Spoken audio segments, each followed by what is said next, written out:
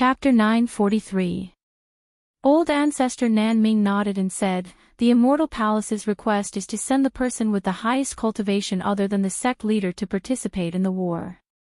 This request is not a problem for other sects, but for the Mythical Fire Palace, it is a big problem. Because the situation of the Mythical Fire Palace is special, the two palace lords are similar to the sect leader, so they have always been equal. Therefore, they asked the Immortal Palace if they could keep both palace lords. But the Immortal Palace's attitude is very firm. They can only keep one sect leader, unless there is someone with a higher cultivation than them. But the two of them are the founders of the Mythical Fire Palace, so there is no one in the Mythical Fire Palace who has a higher cultivation than them. In this way, one of them has to participate in the war. So, your ancestor is one of the two founders of the Mythical Fire Palace." Nongzhu touched her chin and laughed. "Old man Nan Ming, I really didn't know that you have such a big background." Old Ancestor Nan Ming frowned and said, "The Immortal Palace is powerful, so there was no other way." Second Palace Lord Huajun took the initiative to participate in the war. The Grand Palace Lord Huolai was very touched, so he asked second brother to stay and decided to go alone. Anyway, both of them are in the early Immortal Emperor stage, so it doesn't matter who stays.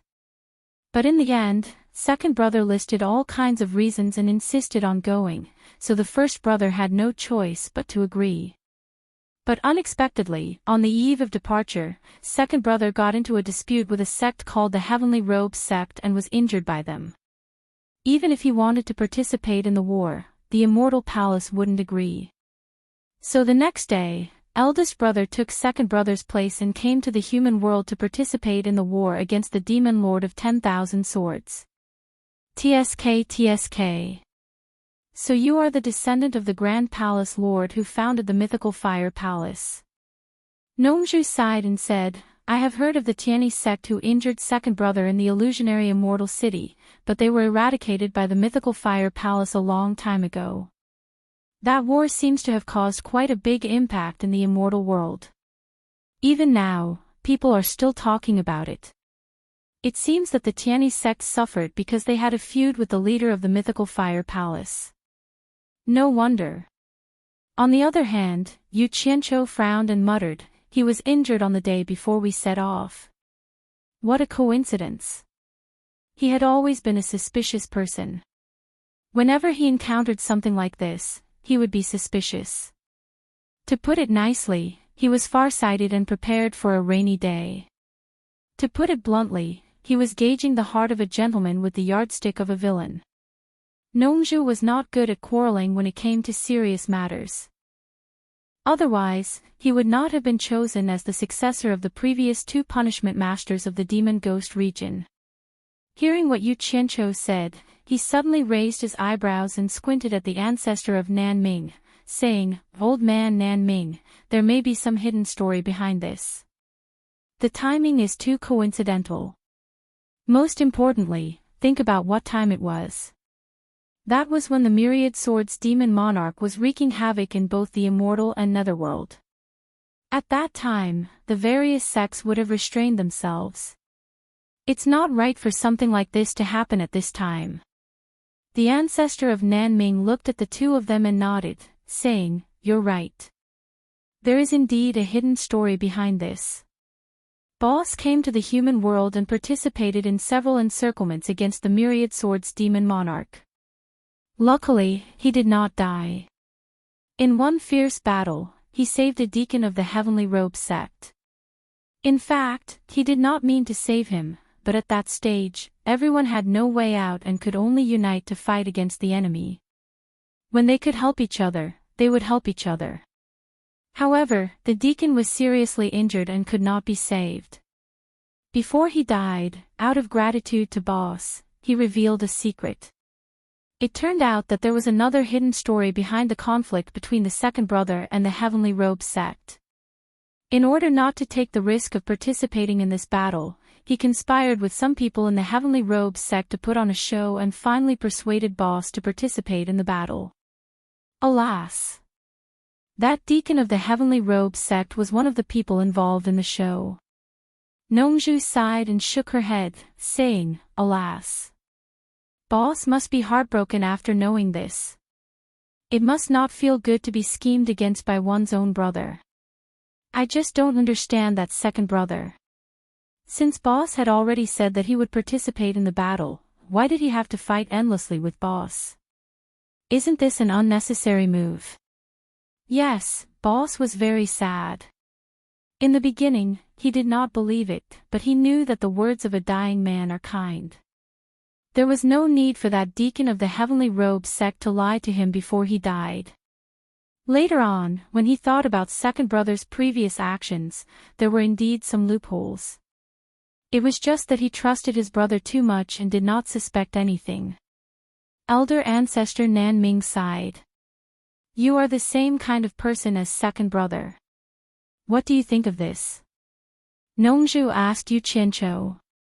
You are the same kind of person as second brother. Yu Qianqiu immediately retorted, but then he frowned and said, when it comes to things like history, the general framework shouldn't be wrong, but the minor details can't be completely trusted. You can't just blindly follow what everyone says. I'm afraid only the people involved know what exactly happened best. Oh. Nongju's eyes lit up, and she said, did you see something? Why don't you say it and let us hear your wise opinion? Elder Ancestor Nan Ming looked over, also wanting to hear what wise opinion Yu Qianqiu had. It's not a wise opinion, but Senior Nan Ming, please don't be angry when I say it. It's just my guess. Yu Qianqiu smiled. Elder Ancestor Nan Ming smiled and said, it's something that happened 100,000 years ago. Is there a need for me to be angry? Just say it, I'm all ears. Yu Qianqiu nodded and organized his thoughts. Then, he said, not everything that comes out of a person's mouth is the truth, even though that boss is your ancestor. Naturally, I'm not saying that your ancestor is lying. It's just that this matter has already passed for 100,000 years. We have no way to verify the truth unless the Lifefire Palace leader, Wu Jun, is willing to announce the truth. But that's impossible. However, I don't think that the words that Huolai left behind for your descendants are true. I reckon that not many ancestors would purposely leave their ugly side for their descendants to admire. You don't have to talk about the big theory. Nongju urged, just tell me directly what's wrong with Huolai's words. Purple bamboo leaves swirled and floated down from time to time in the bamboo jade paradise. The two women in the courtyard stared at the three men talking loudly. The three men's expressions and actions were sometimes arguing fiercely, sometimes frowning, and sometimes beaming with joy. Although the two women couldn't hear what they were saying, they could more or less feel the unique charm of the men when they were talking about serious matters. Men in such situations were often more attractive to women. However, most of the time, the two women's gazes were focused on Yu Qianqiu. At this time, Yu Qianqiu's status and cultivation were much higher than the other two. The aura that unconsciously leaked out from his words and actions was obviously a notch higher than the other two. One had to admit that it was easy to attract the women's attention. That's the problem. As you said before, since the big brother has already said that he wants to participate in the war, then why does the second brother have to fight endlessly? It is indeed an unnecessary move. Yu Qianqiu's gaze suddenly became deep. He narrowed his eyes and said, but the crux of the problem is, if the big brother really wants to participate in the war, and the second brother really doesn't want to risk coming to the human world to participate in the war, I can't think of any reason for the second brother to deliberately beat around the bush. He just needs to decline slightly. If the big brother really wants to leave for the sake of his younger brother, the second brother can easily stay. I'm just afraid that the truth is that the big brother is the one pretending to decline. Nongju slowly nodded and said, that makes sense. I think I understand what you mean. Ancestor Nan Ming fell into deep thought. Yu Qianqiu glanced at the two of them and continued, you must know that the second brother colluded with the people of Tianyi sect to plot against the big brother. He took a great risk. Once the people of Tiany's sect threatened the second brother afterwards, the consequences can be imagined. In fact, it is impossible for the people of Tiany's sect to help for nothing. After that, they will definitely use this to threaten the mythical fire palace to obtain their own benefits. I'm afraid that the reason why the Tiany sect was finally eliminated by the mythical fire palace must have something to do with this. It is highly likely that the second brother wants to silence the second brother. Yu Qianqiu finally asked, think about it again. If the big brother really wanted to participate in the war, why would the second brother pay such a great price and take such a great risk? Then the truth is very likely that after the mythical fire palace received the decree from the immortal palace, one of the two brothers had to participate in the war. But the two brothers were actually not willing to take the risk because at that time, the Myriad Swords Demon Monarch's limelight was too strong. With the strength of one person, he could fight against the huge forces of the immortal and netherworld alone. He was completely invincible in the three realms. How many people would not be afraid of him? Nongzhu nodded and said, in other words, the two brothers actually did not want to participate in the war, so they pretended to decline. And the second brother was a little more scheming. Although he pretended to decline, he pretended to be serious and insisted on going. Because he was too decisive, even the big brother did not see through it. But it was to the big brother's liking, so the big brother pretended to agree reluctantly. Little did he know that the second brother was farsighted. In order to save his life, he played a dirty trick at the critical moment. The big brother was fooled just like that. He did not even know that he was betrayed by his own brother. Instead, he shed tears of gratitude and went to participate in the war. Who knew that after that, he accidentally found out the truth in the human world? I guess he was almost mad at that time. Who knows how he made up his second brother in his last words? After the analysis, he turned to old ancestor Nan Ming and asked, Old man Nan Ming, did your big brother's ancestor's last words scold the second brother to be worse than a pig or a dog? Old ancestor Nan Ming was speechless. Although he did not know whether the analysis of the two fellows was right or wrong, it was indeed very possible. And the ancestor's last words were indeed as Nongzhu said, scolding the current mythical fire palace's sect leader Huajun to be worse than a pig or a dog, and was very shameless. Seeing that old ancestor Nan Ming's face did not look too good, Yu Qianqiu kindly comforted him, Senior Nan Ming, actually. You may not be happy to hear this. Although the second brother is unscrupulous, it is obvious that his strategy is better than the big brother's. The current mythical fire palace's sect leader Huajun's cultivation has reached the intermediate immortal emperor stage. He is one of the top experts in the immortal world.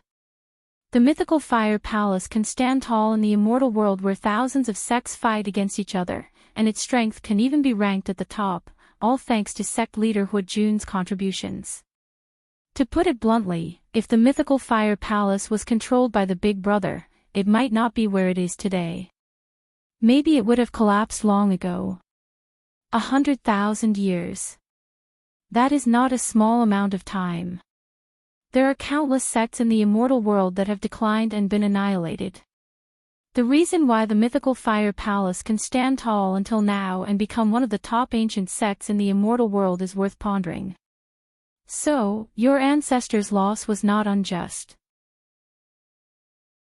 Chapter 944. Yes. Nongzhu nodded and said, second brother is really good. Not only did he retreat before advancing, but he also played a trick to confuse big brother. He even cried and shouted to go with us. Big brother is really touched by this brotherly love. Unfortunately, there was an accident. The eldest brother didn't expect that it was his beloved younger brother who was playing dirty. Therefore, the eldest brother was willing to die without any complaints. If the eldest brother didn't happen to know the truth, perhaps he would still remember the brotherly relationship until the day he died. TSK. Second brother is really powerful. No wonder mythical fire palace can survive for so long. I say, old man Nan Ming, don't be angry anymore. After all, if you count your ancestors' generation, you and the current mythical fire palace sect leader Huajun are the same ancestor. The matter has already passed for so long, let the past be in the past. Did I say what I'm complaining about? The Nanming ancestor didn't know whether to laugh or cry. He didn't know why these two fellows were consoling him here. He immediately rolled his eyes and said, I say, have the two of you already made friends with the people of the Lifefire Palace in the immortal world? If not, why are you guys speaking up for the Lifefire Palace? Yu Qianqiu and Nongzhu were speechless at the same time. Ancestor Nanming hit the nail on the head. Yu Qianqiu really did become friends with the mythical fire palace, although it was a false friendship. Nongzhu hurriedly said, Old Nanming, from what you said before, did your ancestor pass down the craftsmanship of refining treasures from the mythical fire palace? Yu Qianqiu immediately thought of this, and his eyes lit up. Ancestor Nanming paused and said after a moment of silence, yes. It was indeed passed down. Originally, my ancestor was lucky enough to survive until the last battle against the demon monarch of thousand swords in the immortal world and the underworld. He could have returned to the immortal world to settle the score with second brother. Who knew that at this time, the sky would change, and countless golden thunderbolts that had never been seen before fell from the sky. Golden thunderbolts. Really? Nongzhu was stunned. Yu Qianqiu was not surprised, because he had heard from Bai Changchun that there were indeed countless golden thunderbolts cleansing the human world. As for what happened, he did not know. It shouldn't be fake. Grandmaster Nanming recalled and said, my ancestor's last words said that the power of that golden thunderbolt was very strong. It almost killed all the experts of the immortal realm and the netherworld who were wandering in the mortal world. Even the Emperor of the immortal realm and the Emperor of the underworld couldn't escape. Luckily, the cultivation of those two was indeed strong. However, it still scared the two supreme martial artists of the immortal realm and the netherworld so much that they fled in panic. My ancestor was lucky. Although he wasn't directly struck by the golden thunderbolt, he was still implicated by the aftershock. He was an early-stage immortal emperor expert, and he became immortal. Yu Qianqiu and Nongzhu looked at each other. Even the immortal emperor and the emperor of the underworld had to flee. Therefore, the power of the golden thunderbolt was unimaginably terrifying. Nongzhu asked in confusion, no matter what, he was an early-stage immortal emperor expert. Even if his cultivation was destroyed, he shouldn't have degenerated into a mortal with the strength of his body. Grandmaster Nanming shook his head and said, I don't know why my ancestor was beaten into a mortal. In the end, we can only blame it on the wrath of heaven. Yu Qianqiu was thoughtful when he heard this. He used thunder and lightning to forge his immortal body. Maybe the golden thunderbolt could really beat an immortal cultivator into a mortal. Not only was he beaten into a mortal, but his dantian was also destroyed. Grandmaster Nanming sighed and said, in this way, the possibility of my ancestor returning to the immortal realm was completely cut off. Think about it, how long can a person live after becoming immortal? The limit of his lifespan became the biggest problem. My ancestor felt that death was approaching step by step, but he was still unwilling. He married a wife and had children in the mortal world. Before he died, he left a will for his descendants, hoping that one of them would return to the immortal realm to help him take revenge and regain the power of the mythical fire palace. However, his descendants were only mediocre mortals. They didn't have the aptitude to cultivate. Fortunately, after experiencing all kinds of calamities for 100,000 years, the inheritance didn't break until I was born. Sigh. However, the path of immortal ascension is long and difficult. Moreover, there's no need for me, a descendant, to continue the hatred from 100,000 years ago. Yu Qianqiu and Nongzhu sighed. They didn't expect a dignified early-stage immortal emperor expert to end up like this. They couldn't help but sigh at how unfortunate his fate was. Since Grandmaster Nanming has the refining skills of the mythical fire palace, it seems that there's no need to go to the god ruin realm to steal the craftsmanship of the Ape King. Nongzhu glanced at Yu Qianqiu and said, "Maybe I'm ignorant." Yu Qianqiu pondered for a moment and said, "But I think the craftsmanship of the Ape King is indeed extraordinary. Senior Nanming, why don't you take a trip with me? If it's really not worth mentioning, we'll come back." "All right. I'll go with you to take a look." Grandmaster Nanming's tone was filled with pride. Yu Qianqiu immediately smiled and removed the soundproof enchantment. He walked straight to Furong, who was looking forward to seeing him. He held Furong's hand and said, "I'm leaving again." Furong just nodded and said, "I'll wait for you to come back. I'll come and pick you up as soon as possible." Yu Qianqiu looked around after letting go of her hand. There was a hint of doubt in his expression. Furong smiled and said, "Sister Yen and the others are cultivating in seclusion in the backyard. They're preparing to help you in the future. Let's go and see them." Yu Qianqiu immediately released his divine sense to scan the backyard. He saw that Yen Yu and the Enchantress of 100 Charms were sitting cross-legged in a row of quiet bamboo houses in the backyard, concentrating on cultivating. Seeing that the two of them were fine, he shook his head and said, "I won't disturb them for now." Furong obediently agreed. Yu Qianqiu then took out a flying shuttle and flew into the sky. He turned and raised his hand to Grandmaster Nanming and said, "Senior Nanming, follow me to the East Holy Land first." Grandmaster Nanming nodded and leaped onto the flying shuttle. Speaking of the East Holy Land, Nongzhu seemed to have thought of something. She asked in a flash, "Why are you gathering all the cultivators who know how to refine pills to the East Holy Land?" "You'll know in the future." Yu Qianqiu cupped his hands and bid farewell. Zi, who had been ignored for a long time, suddenly shouted, "Big liar, where are you going? Take me to play with you. Play with me on the bed. Are you coming?" Yu Qianqiu rolled his eyes and ignored her. He teleported onto the flying shuttle and drove it away like a stream of light. Zi was so angry that she stomped her feet and cursed him for being a big liar. Nongzhu stared at Zi in a daze. She had 1,000 thoughts in her mind, but she didn't know what to say. She only felt bitterness in her mouth, and her whole body was filled with powerlessness. The current Yu Qianqiu was no longer the same as before. Nongzhu was completely powerless to control him. Although Zi liked him, she didn't know how to please a man. Yu Qianqiu was also someone who could be persuaded by reason but not cowed by force. How was he supposed to fulfill his daughter's happiness? On the flying shuttle, Grandmaster Nanming was secretly speechless at Yu Qianqiu's cultivation.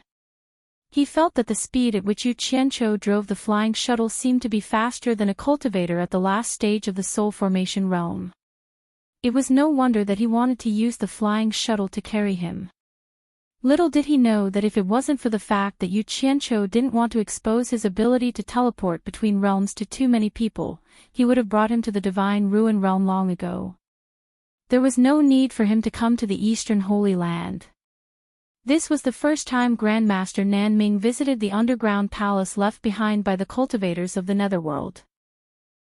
After learning that it was a teleportation formation, he didn't even have time to look at it in detail before the scene in front of him changed. He was in a dark and dense forest that covered the sky.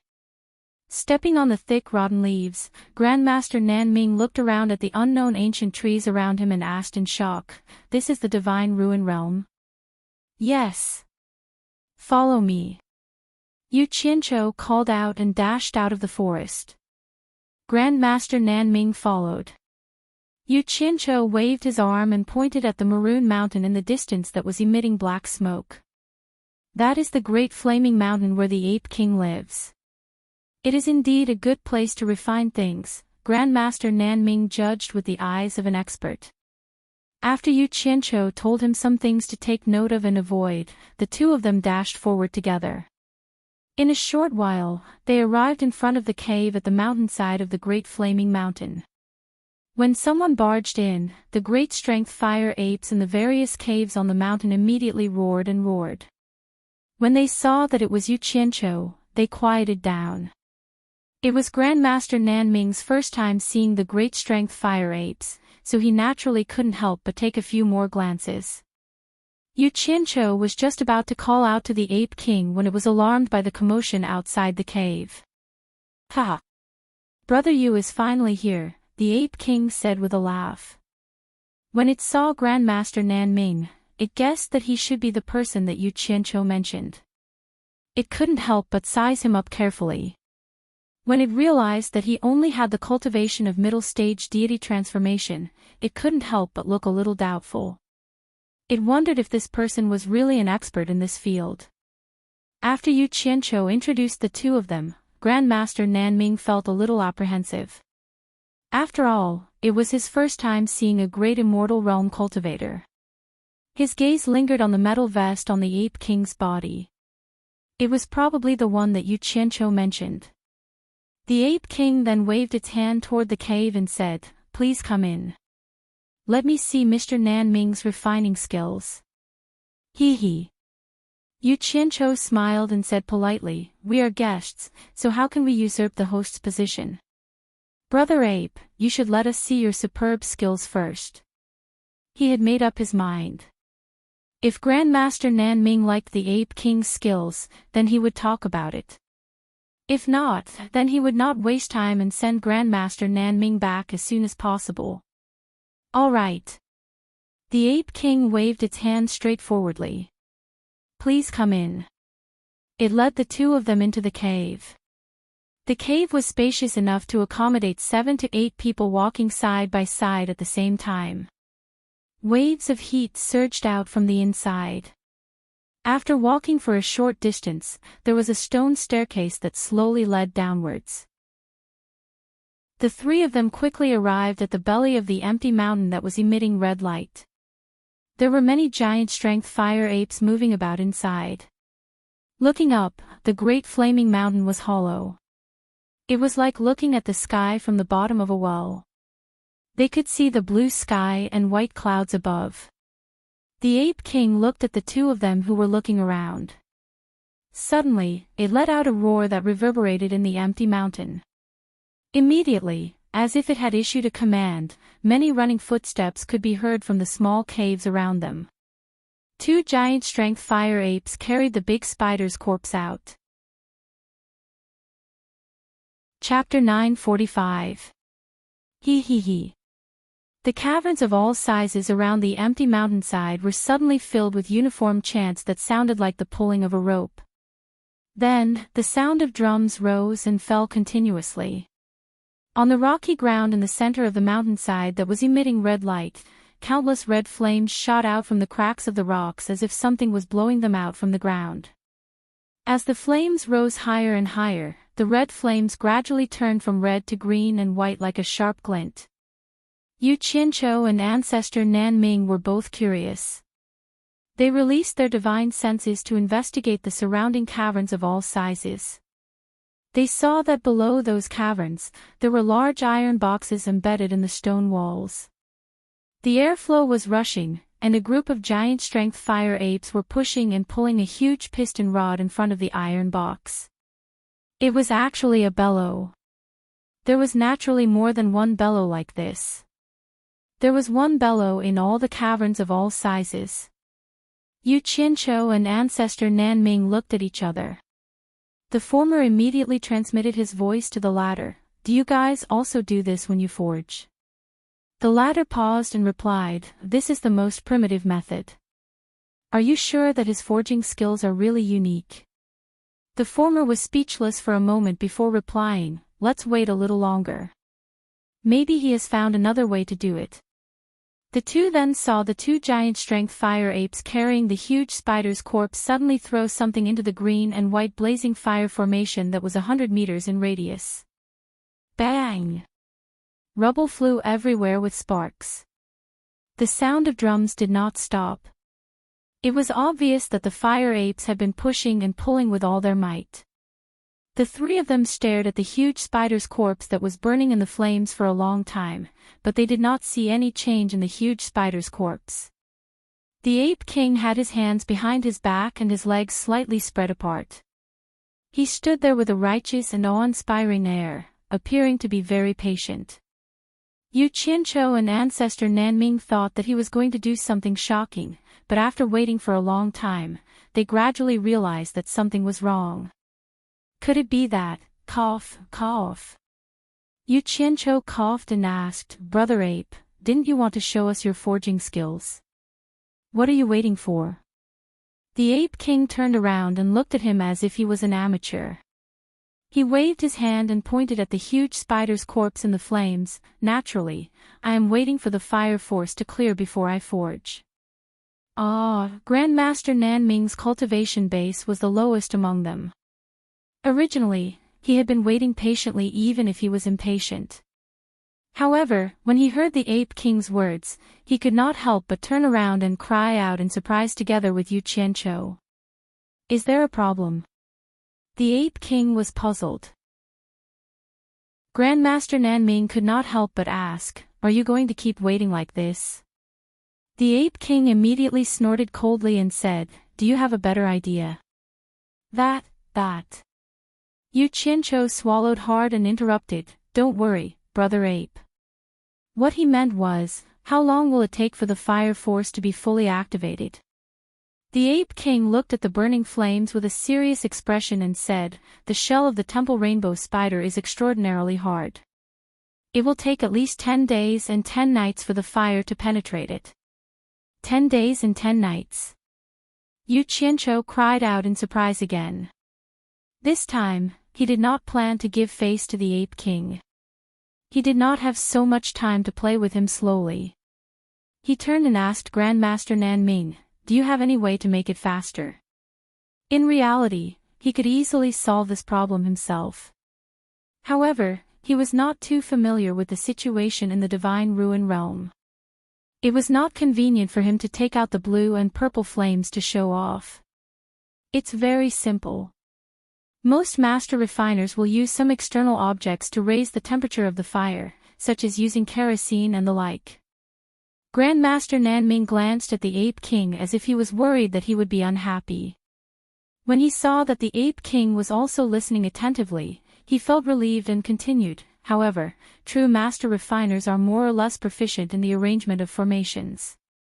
This is because a good artifact has the existence of formations integrated into it. Whether a treasure is good or not, other than the key factor of raw materials, the fusion of the formation and the treasure is also very important. We usually see all kinds of miraculous effects from treasures, and this is all because of the formation. Because they are proficient in formations, most of them will set up a fire-gathering formation at the place of refinement to condense the strongest fire temperature to speed up the smelting of the artifact. Yu Qianqiu nodded slightly and looked at the Ape King with a disdainful expression. He thought to himself, old monkey, look at him. This is a true master refiner. Just the theoretical knowledge that he talks about is already set after set. It's hard to not be convinced. Unlike you, who is still using such a primitive method. Formation. The Ape King was stunned. Back then, he had only unintentionally seen an ordinary cultivator forging things. What he saw was similar to an ordinary blacksmith forging iron. There was no way he could be compared to a blacksmith who was an expert in blacksmithing like the Nanming ancestor. In the endless months that followed, he had been fumbling around by himself. He had never come into contact with a master refiner like the Grandmaster Nanming, so it was not strange that he did not know. Brother Ape, why don't you let Mr. Nanming help you set up a fire-gathering formation? Yu Qianqiu pointed at the place where the flames were blazing. The Ape King came back to his senses and immediately cupped his hands at the Grandmaster Nanming. Please enlighten me, Mr. Nanming. He revealed a hint of modesty now, but he still wore an expectant look on his face. It was as if he was waiting to see if Mr. Nanming was good at talking or doing well. The Grandmaster Nanming did not stand on ceremony. He took out a handful of spirit stones from his storage pouch and threw them into the stone walls around the flames. One handful was not enough, so he took out dozens of top-grade spirit stones in succession. Only then was he able to set up a complicated formation in the belly of the mountain. After setting up the formation, he pinched his fingers and cast several spells into the formation. The fire-gathering formation was immediately activated. In an instant, the airflow in the belly of the mountain surged and condensed violently.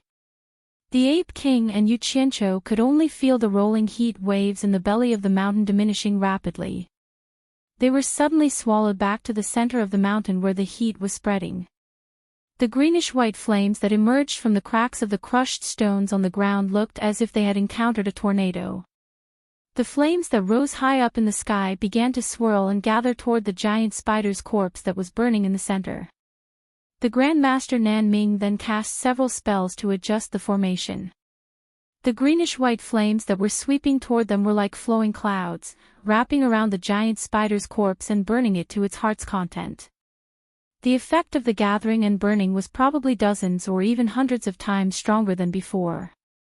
The scene was very magical. In fact, this was also the first time Yu Qianqiu had seen a master refiner in action. He could not help but click his tongue in wonder. The Ape King's expression was somewhat sluggish. After being dumbfounded for a while, it turned to look at the Grand Master Nan Ming with a gaze filled with fanaticism. Half a day later, the giant spider's corpse began to emit waves of a disgusting stench. It was obvious that the high temperature of the rolling flames had destroyed its internal organs. It was estimated that all of its internal organs would be burnt to ashes soon.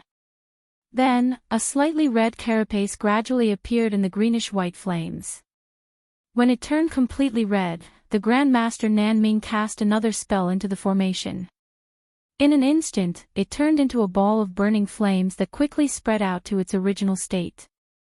The high temperature also quickly filled the entire belly of the mountain. The fire force has been penetrated. Ape King, you can begin now, the Grand Master Nan Ming said with a confident smile. However, after the Ape King had seen the Grand Master Nan Ming's methods, he did not seem so confident anymore. He cupped his hands in a humble manner and said, "Mr. Nan Ming is an expert in this field. There is no need for me to embarrass myself anymore." As he said this, he waved his arm and pointed at the red carapace. He said politely, "Please give me some pointers, Mr. Nan Ming." The Grand Master Nan Ming looked at Yu Qianqiu to seek his opinion. Yu Qianqiu immediately coughed and interrupted, "Brother Ape, since you want Mr. Nan Ming to give you pointers, you should at least let Mr. Nan Ming take a look at your abilities first. Otherwise, how can he teach you? Brother Ape, why don't you display your refining methods to your heart's content and let Mr. Nan Ming take a look first?" "All right." The Ape King was a straightforward person. After he cupped his hands in greeting at the Grand Master Nan Ming, he took a step forward and a majestic aura suddenly erupted from his body. The bones in his body made explosive sounds and he seemed to have grown taller in an instant. His fiery red hair moved without any wind and the muscles that were exposed outside the metal vest swelled. The muscles on his arms were like steel wires that were twisted together, protruding and wriggling. One look and one could tell that he was filled with explosive power. Hi! The Ape King's right arm suddenly struck forward and a huge shadow of an illusory palm grabbed the red carapace. After that, he twisted his body and waved his arm at an incredible speed, throwing the red carapace behind him. With a dang, it landed steadily on the dark platform behind him. Then, the Ape King suddenly spread out his arms. Wang, red flames instantly erupted from his body and enveloped his entire body. Under the astonished gaze of the Grand Master Nan Ming, the Ape King charged towards the red carapace like a cannonball while carrying raging flames. He took advantage of the momentum and struck out a huge shadow of his fist at lightning speed, smashing it on the red carapace. Dang! Bright sparks flew everywhere. The first punch was followed by thousands of punches. Deafening, dang, sounds that were as dense as raindrops rang violently in the belly of the mountain and bright sparks flew everywhere. In just a few breaths' time, countless figures that carried raging flames appeared around the red and transparent carapace. Tens of thousands of fiery fish struck out like a storm and all of them landed heavily on the bright red carapace of the spider. It couldn't be, right? Yu Qianqiu and the Grand Master Nanming looked at this scene in a daze. Fiery fists surrounded the red carapace hammer in front of their eyes. Never in their dreams would they have thought that the Ape King would use his fists as hammers to hammer things. What was the difference between this and forging iron?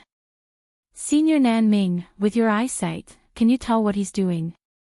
Yu Qianqiu transmitted his voice to the Grand Master Nanming. It should be the most primitive forging method. But I can't be sure. Let's wait and see. After the Grand Master Nanming replied, his pupils suddenly shrank and he stared at the dark platform that was enduring the forging. With the Ape King's cultivation, the countless heavy punches that he had unleashed could even cause a mountain to collapse.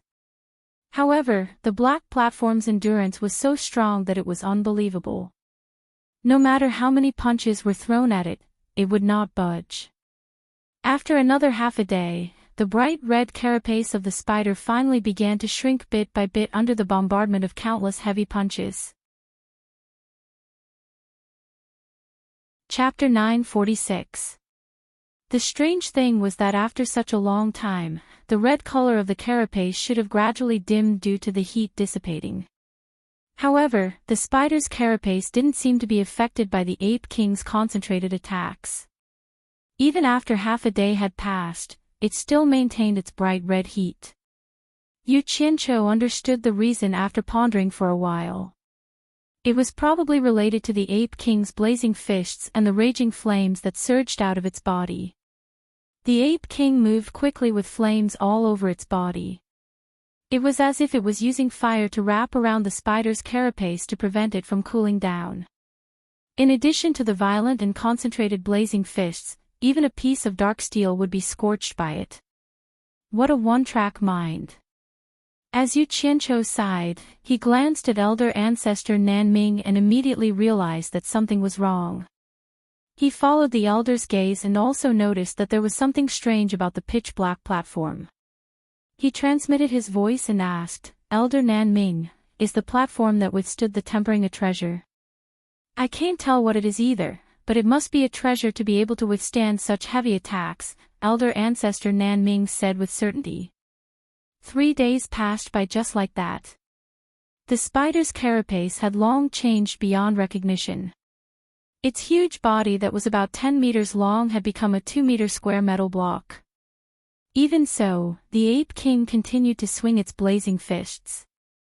Not only did its momentum not weaken, the sounds became even more intense. Of course, this was related to the shrinking of its body and the shrinking of its range of movement. This way, the intensity of the attacks on the metal block became even more concentrated. When the 6th day passed, the 2-meter square metal block became less than a meter. Yu Qianqiu went from being dumbfounded to feeling numb. He couldn't help but admire the Ape King's profound cultivation. This was 6 consecutive days of intense consumption. Yu Qianqiu naturally didn't have the patience and time to stay here and slowly waste his time. Every day, he would go out to deal with his own matters and check out the surrounding terrain. However, elder ancestor Nanming's gaze gradually became fiery. He seemed to have understood something. He stared at the gradually shrinking metal block day after day without blinking. When Yu Qianqiu returned from his routine trip, he saw that the Ape King was still swinging its fists like rain. He cursed the Ape King in his heart for not being afraid of dying from exhaustion. After waiting for a while, he felt like he was about to doze off again. When he saw that Grandmaster Nanming was full of energy, he sent him a voice transmission out of boredom. "Senior Nanming, is there any meaning to this fellow's actions?" "Yes, of course there is." Grandmaster Nanming was a little excited as he transmitted his voice and exclaimed, "So that's how it is." Who would have thought that a stupid method would have its own benefits? Fortunately, he was gifted. If it was someone else, no matter how high their cultivation was, it would be difficult for them to continuously temper themselves and return to their original state. Every time he punches, some of the impurities in the metal will be expelled. If this continues, all the impurities in the metal will be expelled until it can no longer shrink. At that time, what will be left will be the essence of the metal. I see. What are the benefits? Yu Qianqiu asked. He pondered that if the effect was really great, his gold incantation should be able to display its usefulness in this aspect. It would be much better than the Ape King's stupid method. Grandmaster Nanming explained excitedly, you must know that the purer the quality of the material, the stronger its extensibility and capacity. For example, a piece of pig iron, if it hasn't been tempered to remove its impurities, its extensibility will definitely be very poor and it will break easily. However, after being tempered to remove its impurities, you will be able to bend it, but it won't break easily. This is extensibility. In other words, it can contain more formations, and the treasures refined will also be of higher quality. This is a great benefit to the refiner. Moreover, this material is the shell of the rainbow temple spider, which is already abnormally hard. His explanation immediately piqued Yu Qianqiu's interest. He couldn't help but look forward to the Ape King's early completion. In the end, they waited for the 10th day. As the storm-like fiery fists gradually died down, the flames on the Ape King's body also disappeared. Finally, it stopped while sweating profusely and panting. With a pale face, it walked down with a palm-sized piece of metal that was still fiery red. However, its body was a little shaky. It was obvious that it had used up a lot of its cultivation. This big spider's body contains a lot of armor essence. In the past, I hunted 1,000 ordinary rainbow temple spiders, but the amount of armor essence in one of its bodies was not even as much. Mr. Nanming, what do you think? The Ape King said while panting. Yu Qianqiu's gaze was filled with admiration as he looked at the Ape King. At this moment, the consumption of his cultivation was probably 80 to 90% of his prime. If he encountered someone with ulterior motives, it could be said to be the most dangerous moment. However, it had no distractions towards the two of them. It was a sincere and magnanimous person, worth associating with. Not bad, not bad. Such a good thing can be said to be perfect. It can definitely be used to refine a top-notch treasure. The Nanming patriarch exclaimed in admiration as he held the piece of metal that was gradually cooling. However, he then said with some regret, it's a pity that there's too little. Otherwise, I would exhaust all my abilities to display my expertise in this and see what kind of good treasure I can refine. There's more here. The Ape King shouted hurriedly. Then, it eagerly took off the vest and boots on its feet and offered them with both hands. As long as Mr. is willing to teach me how to refine treasures, I am willing to give all of these to you. Ah! The Nanming patriarch was stunned. He took the items in the Ape King's hands and compared them. Only then did he realize that they were made of the same material as the piece of metal. In his excitement, he glanced at Yu Qianqiu. He seemed to be a little hesitant. Yu Qianqiu chuckled and said, Brother Ape, the art of refining treasures is Mr. Nanming's specialty. He usually won't teach it to outsiders. If you acknowledge him as your master, then it'll be a different story. As he spoke, he even gave the Ape King a look.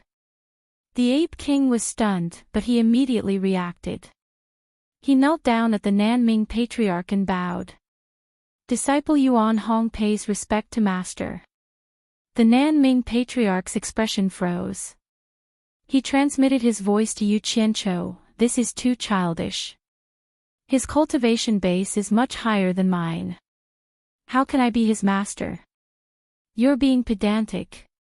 There's no seniority in learning. The one who's accomplished comes first.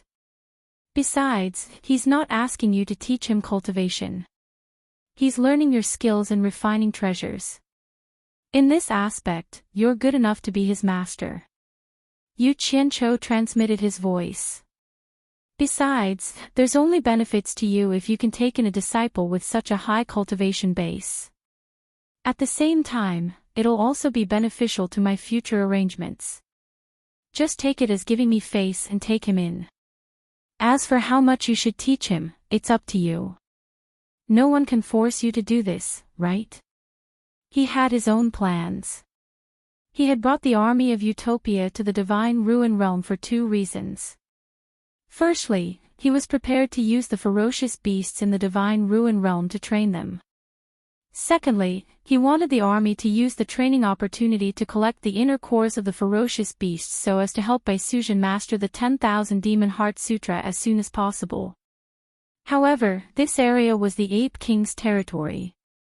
It would be beneficial for the army of Utopia to have a good relationship with the Ape King. It would be even better if they could take care of him. Just as he was pondering how he could forge a good relationship with the Ape King, the Nanming Patriarch's appearance solved the problem. The Nanming Patriarch pondered for a while before freeing one of his hands to help the kneeling Ape King up. Since that's the case, I'll take you in. Get up. Thank you, Master. The Ape King cupped his hands in excitement and stood up. He could not suppress the agitation on his face. Yu Qianqiu looked at him and shook his head with a bitter smile. He felt envious and speechless toward this kind of person who was obsessed with something simple and pure. Then, he stretched out his hand and took the Ape King's smelly boots from the Nanming Patriarch's hands. He then took out the big spider's jaws. He held one item in each hand and closed his eyes to sense them carefully. The Nanming Patriarch and the Ape King looked at him in confusion. They did not know what he was going to do. I see. I understand now. After Yu Qianqiu felt the difference in the structure of the items in his hands, he opened his eyes and threw the smelly boots in his right hand back to the Nanming Patriarch. Then, he activated the Nanming art. The dust from the spider's jaws danced in the air and gradually became smaller. Soon, a small light golden metal ball appeared in his hand. The Ape King was secretly shocked. He naturally knew how hard the jaws were. They were the hardest part of a spider's body and also the part that contained the densest amount of armor essence. However, he did not expect that they would be turned into ashes in the blink of an eye in Yu Qianqiu's hands. It was too terrifying. He did not know how high this person's cultivation was. That was not all. Yu Qianqiu took out the 8 spider legs one by one and performed the same Nanming art. In a short while, a total of 9 metal balls appeared in his hands. Yu Qianqiu held them in one palm and extended them in front of the Nanming Patriarch and the Ape King. He asked with a smile, Master and disciple, take a look. Is this the same thing that Ape Yuan Hong refined? The master and disciple picked up a metal ball suspiciously and examined it. After looking at it, both of them were shocked. The Ape King's face became even paler. He had used his proudest and most capable ability to refine something that he had spent many days to refine, but in the hands of this person, he could do it in just a snap of his fingers. The difference was too big. The Nanming Patriarch was flabbergasted. How did you do it? Yu Qianqiu did not think much of it and stuffed the 9 metal balls into the Nanming Patriarch's arms. He said with a smile, I'll give this to you. Even though it's a little lacking, it shouldn't be a problem to refine this little guy, right? Do me a favor. When you're free, help me refine a good treasure. As he said this, he pointed at the dark platform and asked the Ape King, Yuan Hong, what is this? Why does it feel even harder than the Temple Rainbow Spider's armor essence? The Nanming Patriarch looked over. This was actually a question he wanted to ask as well. The Ape King shook his head. It is indeed harder than the Temple Rainbow Spider's armor essence, but I don't know what it is. Its original form is a huge meteorite that flew from the heavens and landed nearby. I saw that it contained quite a lot of metal, so I broke the meteorite apart and brought it back in batches to be smelted. I used the same refining method as before and used 50,000 years on and off. In the end, it ended up like this. Chapter 947. Yu Qianqiu walked to the black platform that was 3 to 4 meters thick, 100 meters long, and 40 to 50 meters wide to take a look. He could not help but sigh inwardly. This old monkey was really persistent. He had actually spent almost 50,000 years to refine this huge metal plate. It really left him speechless. He then turned his head back and asked curiously, Yuan Hong, since it's harder than the Rainbow Temple Spider's armor essence, why don't you use it to refine the armor you're wearing? I'm really ashamed. The Ape King cupped his hands at the Nanming Patriarch and explained, it's not that I don't want to, it's because this thing is too hard. My clumsy method of forging a huge piece of metal is still passable, but it's too difficult to forge it into a well-connected armor. It's so difficult that I had no choice but to give up. It just so happens that the thing I'm forging lacks a sturdy base, so I made do with it. But now that Master is here, I'm sure Master will have a way to solve this. He then pointed at the crushed stones that were emitting the red light of the earth fire on the ground at the center of the mountain and said, these crushed stones are the remains of that meteorite from beyond the heavens. There's still some metal in them, but it's precisely because I have no use for them after refining them that I might as well fill the earth fire and use them as scattered anvils when refining things. Yu Qianqiu nodded slightly when he heard that. He stroked his chin and looked at the huge metal plate under his feet. His eyes lit up slightly as he asked, Mr. Nanming, I'm sure the treasure refined from this thing won't be inferior to the Rainbow Temple Spider's armor essence, right? The Nanming Patriarch walked forward and formed a strange and special complicated hand seal. He brewed a spell and cast it into the black platform. After examining it closely for a while, he said in astonishment and excitement, it's really good stuff. It's 10 times stronger than the Rainbow Temple Spider's armor essence. It's such a waste to use such a good thing as a base. Yu Qianqiu's eyes immediately lit up, and he said, then how about we refine it into a treasure? The Ape King's eyes also lit up, but when he saw the inspection spell cast by the Nanming Patriarch, his eyes lit up as well. It's naturally good to be able to refine it into a treasure, but it's a pity. Grandmaster Nanming shook his head slightly and sighed. It's a pity that my cultivation base is a little low, so it's hard for me to add formations to it when I'm refining it. If I'm not careful, it'll be ruined. The biggest problem was that it was just as Yuan Hong had said. Casting it was truly difficult. Even if one used a special method, it would take more than 10 years to refine a single treasure. Time is secondary, the main thing is, it's just too difficult. If your cultivation is raised to the immortal stage, can you add an array formation in here when you're refining? Yu Qianqiu asked. Patriarch Nanming was stunned. He then nodded and said, if I can raise my cultivation to the celestial realm, it shouldn't be a big problem with my comprehension over the years.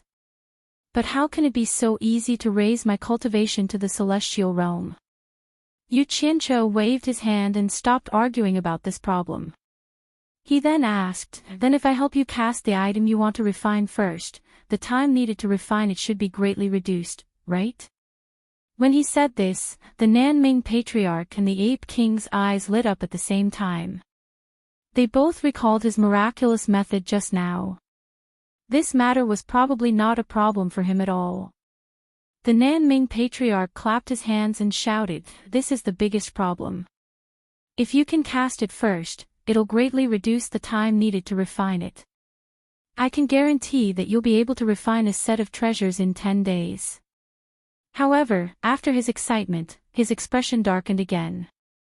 He shook his head and smiled bitterly. But I'll say the ugly words first. With my current cultivation base, my control is not stable at all. There's still a high chance that it'll be ruined. Ha! The heavens are really on my side. Yu Qianqiu suddenly laughed maniacally when he heard this. He then cupped his hands at the Nanming Patriarch and said, "Senior Nanming, I'll solve all the problems. You just need to help me refine a batch of treasures with this item. How about it?" "Really?" As soon as the Nanming Patriarch said this, he felt that it was a little inappropriate. He looked at the Ape King and said, "Yuan Hong, this is yours. I'll have to ask for your permission first."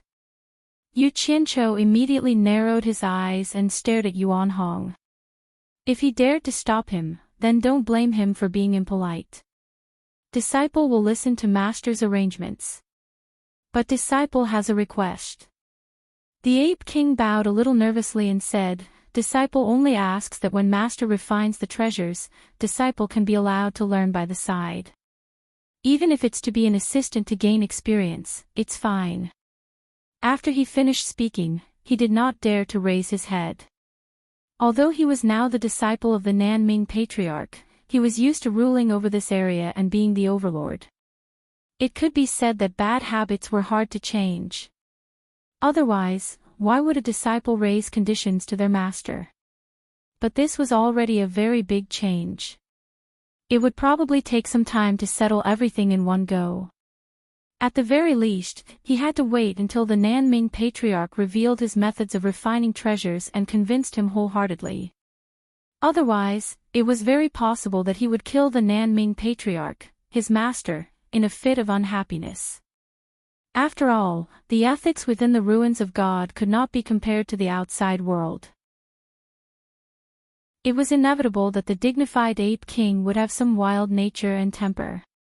Of course, the main reason why he was nervous when he said this was because Yu Qianqiu was by his side. The key was that the methods that Yu Qianqiu had revealed were too intimidating, so he could not help but be afraid. As expected, when Yu Qianqiu heard this, he snorted coldly and said, "Yuan Hong, I've given you some face, but you still want to take advantage of me. Do you believe that I'll teach you a lesson right now?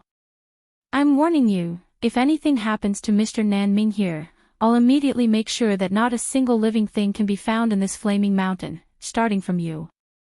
The Ape King was speechless. When this guy had just arrived, he was still acting like he was close with his brother.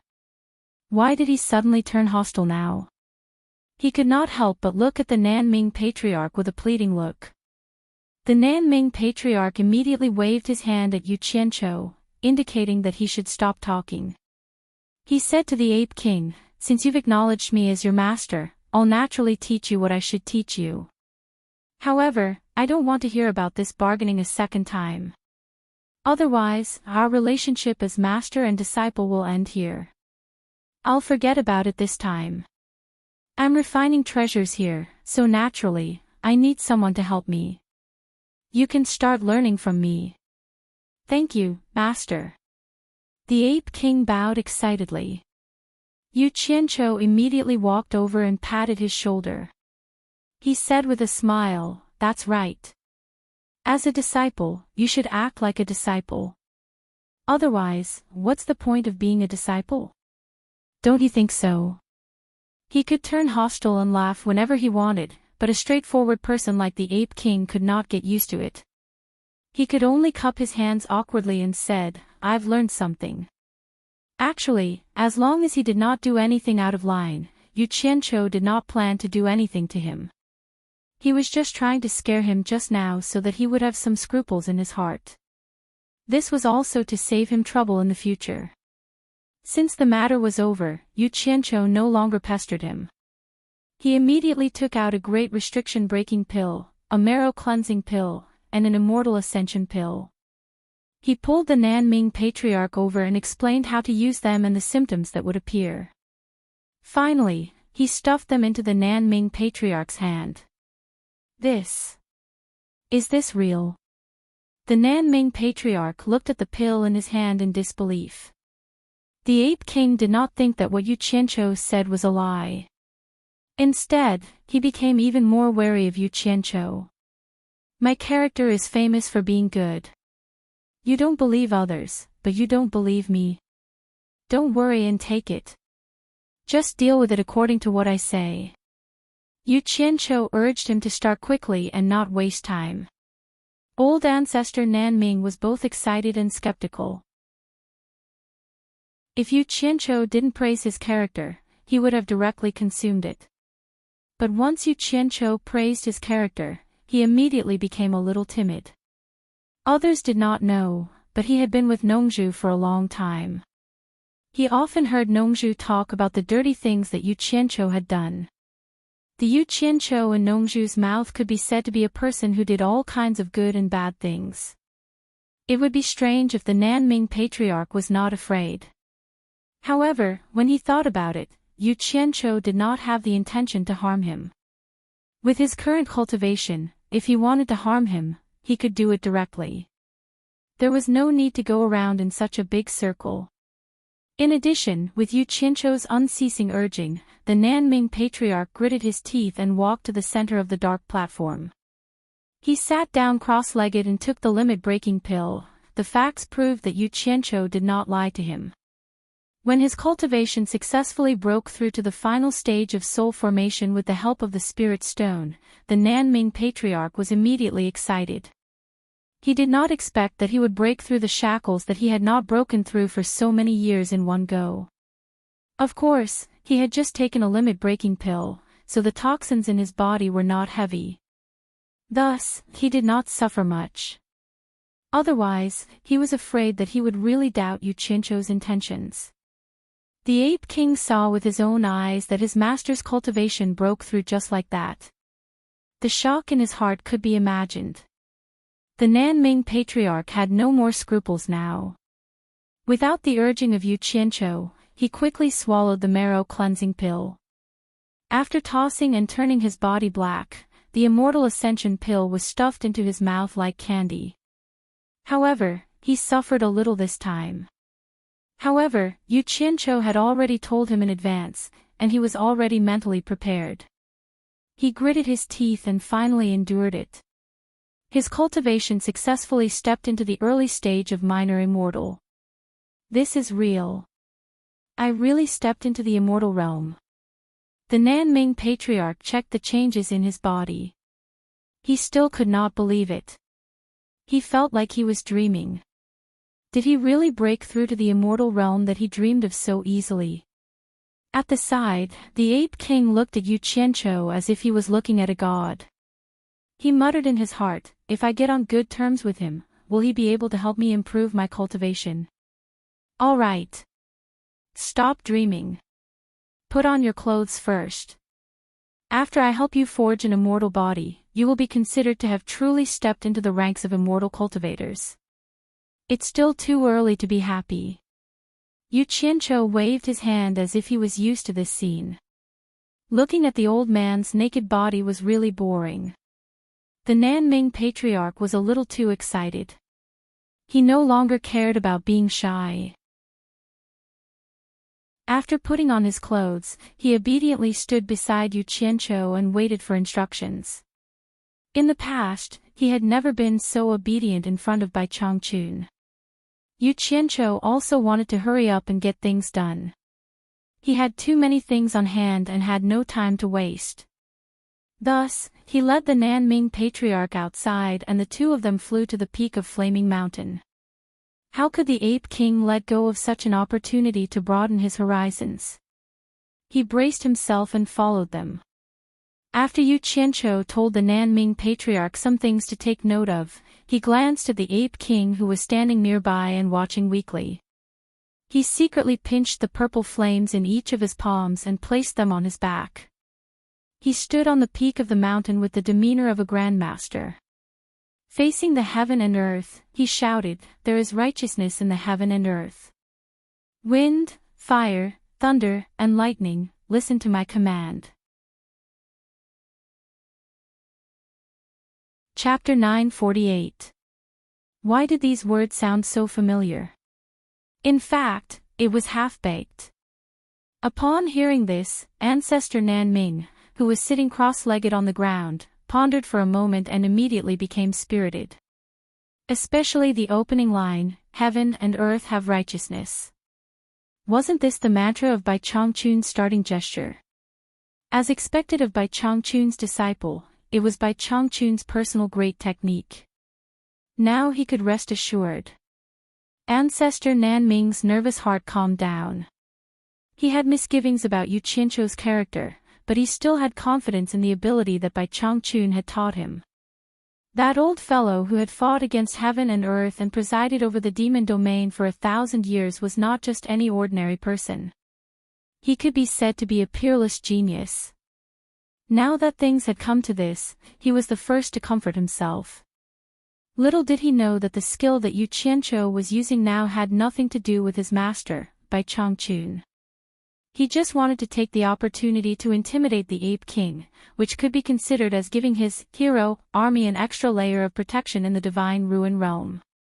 However, this guy wanted to make himself more majestic and wondered if he should say something to increase his momentum. After thinking about it, he still felt that the old man's style was the most domineering. Every word and action was sparkling. Thus, he conveniently adapted and borrowed it, but in terms of momentum, he was still a little inferior to his master. One was putting on an act, while the other was communicating with the mantra of heaven and earth. At least in terms of tone, he lacked that kind of confidence that was deep in his bones. Putting on an act was just putting on an act. In fact, how could the little tricks of demons and monsters be compared to the majesty of true righteousness? There was no comparison at all. However, coupled with his follow-up methods, it was enough to scare people. Heaven and earth have righteousness, wind, fire, thunder, and lightning listen to my command, wind rises and clouds surge. The Ape King's brain turned to reflect on the meaning of this sentence. He thought to himself, what a big tone. Isn't he afraid of losing his tongue? Using thunder and lightning to cast a body. Let's see how you can create thunder and lightning in a clear sky. Just as he turned his head to look at the clear sky, a gust of wind suddenly blew over. The black smoke coming out of the cave in the middle of the mountain was immediately blown into a blur. His fiery red long hair was also blown around by the strong wind, causing it to dance wildly in the wind. It's really windy. The Ape King was slightly startled. Suddenly, he saw that the clear sky was gradually turning gray and hazy. He did not know if it was because of the billowing black smoke that was being blown away behind him. However, the gradually darkening sky told him the answer. Rolling dark clouds gradually gathered in the sky. When the dark clouds shrouded the entire sky, the world became dark and oppressive. Rumble. A dull and shocking thunder rumbled in the dark clouds. Even through the dark clouds, the thunder still shone brightly on the vast land. Although Ancestor Nanming and the Ape King had vaguely guessed what was going to happen next, they were still shocked when they saw the wind, clouds, and rolling thunder appear out of nowhere. Could it be that the wind, fire, thunder, and lightning in the world really listened to him? Ancestor Nanming suddenly looked at Yu Qianqiu, who had the demeanor of a grandmaster and was facing heaven and earth with his hands clasped behind his back. He could not help but sigh inwardly. He is indeed Bai Changchun's disciple and the punishment envoy of the demon region. I wonder how high his cultivation is now. Kacha! A bolt of lightning descended from the dark clouds and descended on the vast land. It was a vast expanse of green in front of him, which immediately pulled Ancestor Nanming's attention back. He looked up and saw that the dark clouds were already filled with electric snakes, and the image of thunder and lightning was ready to strike. The violent wind blew endlessly, causing the clothes of the three of them to flutter loudly. The Ape King looked at the scene of heaven and earth changing color and instantly felt that he was so small under the power of heaven and earth. It was as if a gust of wind could blow him away without a trace. Mr. Nanming, it's about to begin. Get ready. Yu Qianqiu glanced at the Ape King as he said this. If it was not for the sake of intimidating this fellow, there was no need to make such a big commotion. In fact, he was now very familiar with the control of thunder and lightning. He did not need to make a big scene to help Ancestor Nanming cast his body. All right. Ancestor Nanming's voice was a little shaky. How could he know that Yu Qianqiu made such a big scene just to watch? The thunderbolt was aimed at him. It was too frightening. He was trembling with fear as he guessed whether he could withstand it or not. Brat, you better not fail. There was no time for him to think too much. Rumble. A bolt of lightning had already drilled out of the dark clouds and instantly struck his body. Sizzle, sizzle. Rings of electricity flowed up and down his body, which was sitting cross-legged. Ancestor Nanming's mind was blank at first. When he recovered, he realized that Yu Qianqiu had perfect control of the power of thunder and lightning. He immediately heaved a sigh of relief and began to improve his body according to Yu Qianqiu's instructions. He could really control thunder and lightning. The Ape King stared at the bolt of lightning that connected heaven and earth in bewilderment. It hung between heaven and earth and kept sizzling and twisting, not disappearing. This scene made his mind go blank as well, as if the lightning had struck him. When he slowly came back to his senses, he felt that the unparalleled power of heaven and earth could actually be controlled by someone. He looked at Yu Qianqiu with eyes full of reverence. When the bolt of lightning that connected heaven and earth retracted back into the sky, the sound of thunder in the dark clouds gradually subsided. The lightning disappeared and the dark clouds also began to dissipate rapidly. In a short while, the blue sky was once again supported by the sun. Everything was like a dream or an illusion. The Ape King, who had witnessed this scene with his own eyes, dared not believe that it was real. However, in front of him, the naked Master Nanming stood up slowly. He was laughing wildly with his arms wide open. This had already explained everything. Otherwise, not many old fellows would be so excited to the point of being so shameless and frank. He had forgotten himself. I say, old fellow, don't you think you should put on your clothes? It was truly unsightly. Yu Qianqiu tilted his head to look at the horizon and sneered, you dare to compete with heaven and earth whose bird is bigger. You're the only one in the 3 realms. Aren't you afraid of heaven's wrath? Ah. Nanming Ancestor's neck tightened as if someone was choking him. He hurriedly took out his clothes and put them on. The awkwardness was just a fleeting moment for him. Compared to his cultivation reaching the immortal realm and successfully forging an immortal body, everything else was just fleeting clouds. Now, he could live forever. That. Yu Qianqiu, everything is ready now. What treasure do you want to refine? We can start working now. Nanming Ancestor moved to Yu Qianqiu's side and smiled awkwardly. In his entire life, it was people who begged him to refine treasures. This was the first time he took the initiative to ask for permission. Even Bai Changchun did not enjoy such treatment when he was in his hands. However, who asked him to receive such a great benefit from others? It would be inexcusable if he did not express his gratitude. Under their gazes, Yu Qianqiu muttered to himself for a moment before saying, "Go and make your preparations. I'll decide what I want to refine when I return."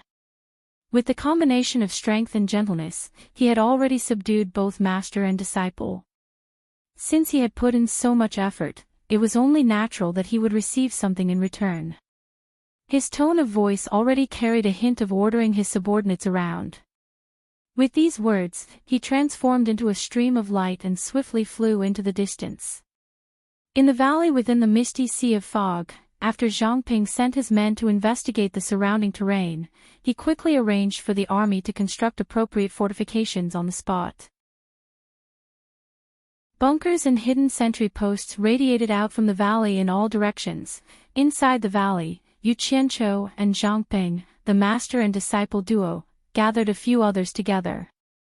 They kept using the soil to conduct some sort of experiment. After they were done, Zhang Ping quickly led them away. After Yu Qianqiu made a few rounds around the enormous underground works in the valley, Zhang Pingfang returned with a few jade archives and handed them to him. Yu Qianqiu then left after leaving some instructions to Zhang Pingfang. Zhang Pingfang had no idea what he was up to. With the jade archives in hand, Yu Qianqiu excitedly rushed back to Mount Great Flaming. When he barged into the cave and saw the master and disciple from Nanming, he waved the jade archives in his hand and said, "Let's get to work. Let's get to work." He put away the jade archives and leaped onto the huge, pitch-black platform. Grandmaster Nanming flashed to his side and asked curiously, "What kind of treasure are you planning to refine?" Yu Qianqiu sized up the size of the huge, pitch-black platform, then asked, "I want to refine a batch of armor. What do you think? Using the extraterrestrial metal to refine armor?" Grandmaster Nanming was stunned. "Isn't that too much of a waste?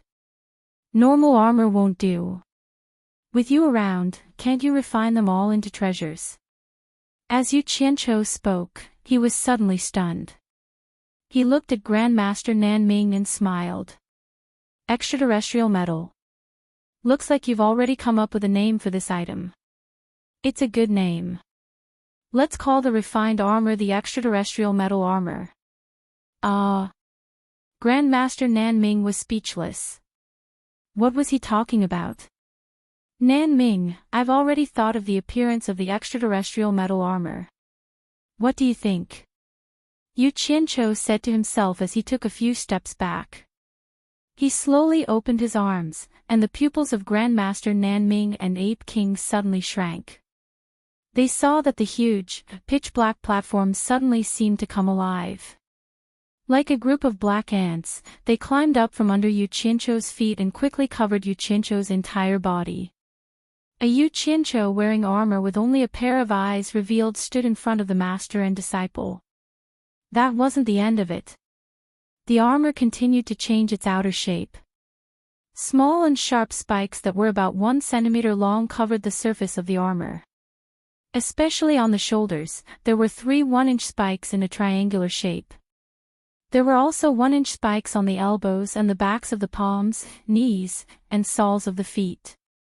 There was even a long sword on his back. The entire armor looked abnormally ferocious and evil. Dang! Dang! Dang! Yu Qianqiu walked a few steps in the armor. He scolded in a low, muffled voice through the dozens of small holes on his mouth that almost covered his entire face. "Damn it, the extraterrestrial metal is indeed a little too heavy. I can't kill others like this, and I'm so clumsy that I can only wait for others to kill me." Then, he turned his head and looked at Grandmaster Nanming. "Nanming, what do you think is the most suitable thickness?" Grandmaster Nanming didn't know whether to laugh or cry as he walked in front of him. He looked at the thickness of the armor around his eyes and found that it was at least 1 centimeter thick. He said weakly, "It's too thick. In addition to the spikes all over your body, it would be strange if it wasn't heavy. Let's reduce it by 90%. Chapter 949. 90% thinner. Yu Qianqiu was like a cat whose tail had been stepped on. He shrieked, "Then isn't it only 1 millimeter thick? It's too thin, too thin. No, it can't block anything. Can that still be considered armor? If it wasn't for the weight, I'd think it's too thin for 1 centimeter.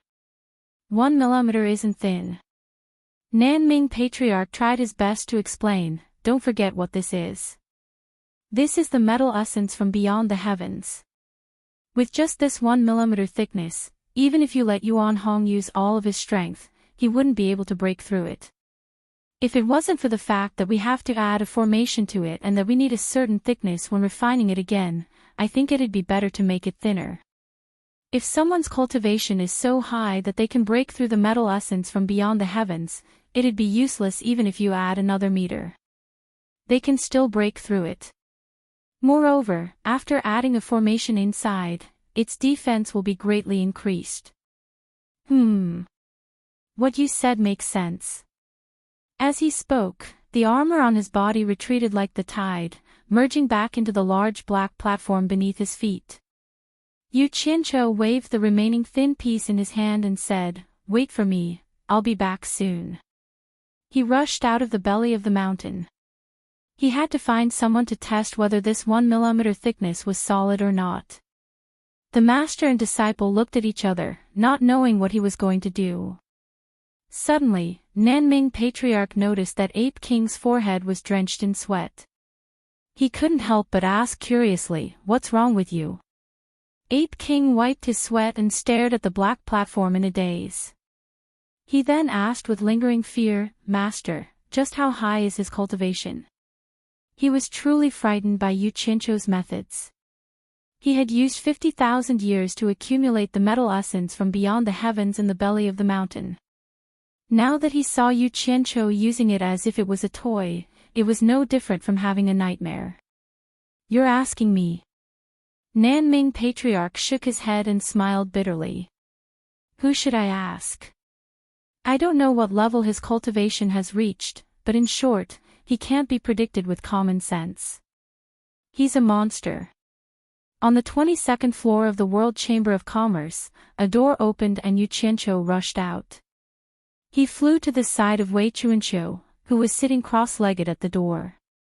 He first glanced inside the door, then casually set up a soundproof barrier.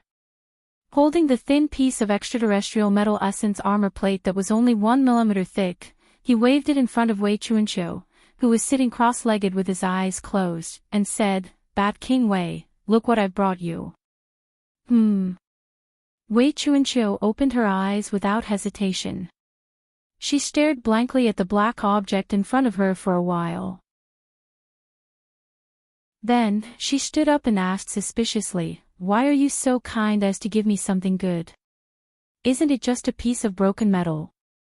What good is this?" Hee. You don't know this. It took me a lot of effort to get this thing." Yu Qianqiu smiled sinisterly as he waved the thing in his hand and said, "This is called extraterrestrial metal essence. Don't be fooled by its small size, but its defense is amazing. I can guarantee that even if you use all your cultivation, you won't be able to break it." "Are you serious? It's really as powerful as you say?" Wei Chuanqiu's eyes lit up. She was instantly intrigued by Yu Qianqiu and was about to reach out to take a look. Unexpectedly, Yu Qianqiu hid it behind him and said with a smile, "Since you don't believe me, let's make a bet." Wei Chuanqiu immediately became alert and sneered, "What bet?" "I think you're up to no good again." "What extraterrestrial metal essence? I've never heard of it. It's just a piece of broken metal.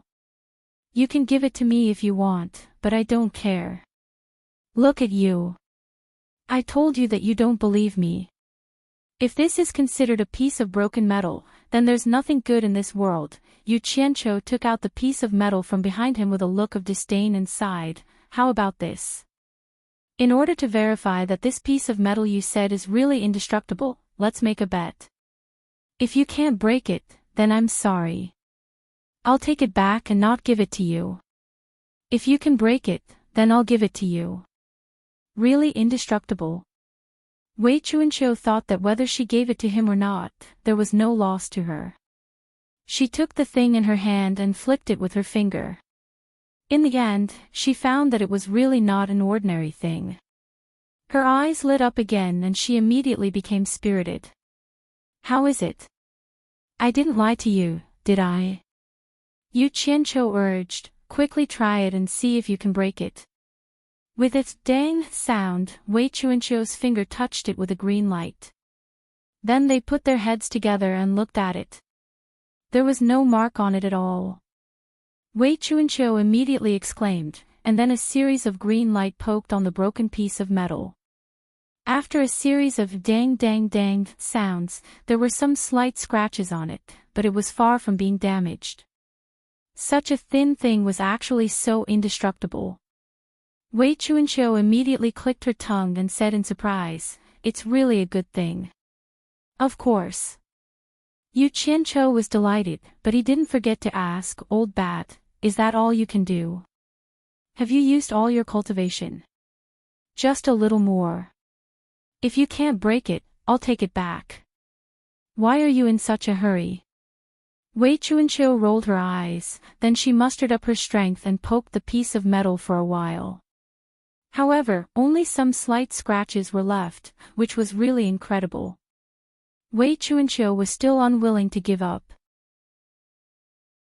He held the two sides of the piece of metal and used all his strength to pry it open. This thing is called extraterrestrial metal essence, right? Where did you get it? I really can't use my hands and feet here. It looks like I have to find a secluded place to attack it. Otherwise, it'll be really hard to break it open. This is a good thing. It can't be better to refine it into a treasure. The piece of metal showed signs of bending when he used so much strength, but once he relaxed, it immediately returned to its original shape. All right. Stop for a while. Yu Qianqiu took the thing from his hand and put it away, saying, look at how strenuous you are. It'll be a waste if you continue. He turned around and left. He was satisfied that the experiment had reached this stage. Even Wei Bat King couldn't break it with his cultivation, so there was nothing more to say. If he let Elder Nanming refine it a little more, its defense would probably be even stronger. It's fine as long as I know what I'm doing. I'll try again when the armor is done. Yu Qianqiu, don't go. I haven't used my full strength yet. I'll try again, Wei Chuanqiu shouted from behind. He was prepared to trick Yu Qianqiu into giving him such a good thing. Unfortunately, Yu Qianqiu didn't fall for his trick at all. Even if you're as treacherous as a ghost, you still have to drink the water I wash my feet with. Yu Qianqiu turned around and chuckled. He waved his hand at Wei Chuanqiu and went into one of the rooms. Wei Chuanqiu looked at the guarded door behind him and thought for a while before sitting down cross-legged. However, just as he closed his eyes, he suddenly opened them again. In a flash, he chased after the room that Yu Qianqiu had gone into. In the end, he discovered that Yu Qianqiu had already disappeared. He immediately gritted his teeth.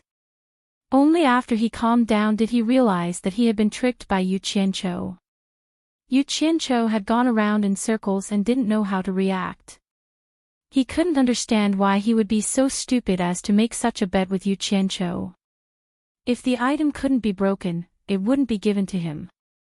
If it was broken, it would be given to him. Wouldn't he be at a disadvantage regardless of whether he won or lost? If things could be broken, why would he want a broken item? Is this kid too free? Why did he come here to play this game? Wei Chuanqiu thought about it and found it strange. There didn't seem to be any benefits for Yu Qianqiu to make this bet. However, what he didn't know was that Yu Qianqiu was purely using him as an experiment. What would he think if he found out? In the belly of the great flaming mountain, Yu Qianqiu had already put on his armor again. After experimenting, he listened to Patriarch Nanming's suggestion and reduced the armor's thickness by 90%. Naturally, the weight was reduced by a lot. Then, under Patriarch Nanming's suggestion, he wore the armor and performed various body movements. The spikes that hindered the flexibility of his joints were all removed. The spikes on the inner parts of his limbs and the spikes that hindered the bending of certain parts of his body were all removed. As a result, the weight was greatly reduced.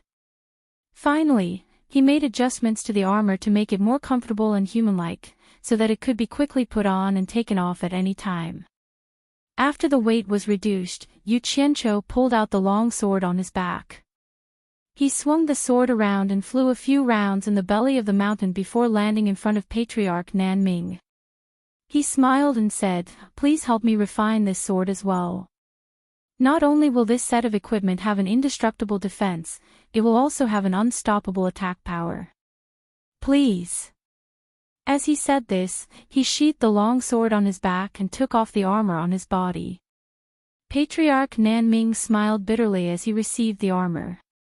He sighed and said, "I will do my best." What are you doing?" In a flash, Yu Qianqiu returned to the pitch-black platform. He took out a few jade archives, held them in his hands, and closed his eyes. The Jade archives recorded the detailed data of the nearly 10,000 members of the hero army. The reason he had sought out Zhongpeng and the rest for this very moment. After a while, several hundred sets of armor slowly floated up from the large platform, surrounding Yu Qianzhou. None of the armor was empty. The parts that revealed their eye sockets were empty, but each of them stood straight with a long sword slung on their back. In addition, the uniform design of the armor made them look ferocious and terrifying. One couldn't help but suspect that they were ghostly soldiers of the netherworld who had crawled out from the ground. Yu Qianzhou opened his eyes, took out a storage bracelet, and wore it on his wrist. He stored the several hundred sets of armor inside. This was only the first batch. Immediately after, several dozen batches of similar ferocious empty armors appeared on the pitch-black platform. In total, nearly 10,000 sets of ferocious empty armors were all stored inside the storage bracelet. After preparing all the sets of the hero army, Yu Qianzhou stopped. The 4-meter-thick platform beneath his feet was now only slightly more than a meter thick. At this moment, Yu Qianzhou took off the storage bracelet in his hand and took out an empty storage bracelet. He then walked towards the dumbfounded patriarch Nanming. Chapter 950. Looking at the approaching Yu Qianzhou, Patriarch Nanming asked in a panic, "Yu Qianzhou, what are you doing?" He really didn't expect Yu Qianzhou's so-called batch to be so big. It was too scary. Yu Qianzhou handed over the 2 storage bracelets in his hand and said with a smile, "You taught Yuanhong the crafting skills, so you have to let him practice. Just take these things as practice for Yuanhong."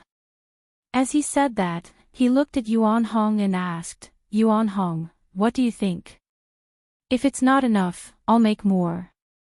Yuanhong recovered from the shock of the appearance of the large number of armors and looked at Patriarch Nanming with surprise and joy. Patriarch Nanming waved his hand and said, no need, I don't need so much." Senior Nanming. Yu Qianzhou's expression turned solemn and he sent a voice transmission word by word, "Do you really think that these things are for your disciple to practice with? I don't mind telling you the truth. In this Ruins of God, I have already selected a large number of reliable candidates from the human world to train here.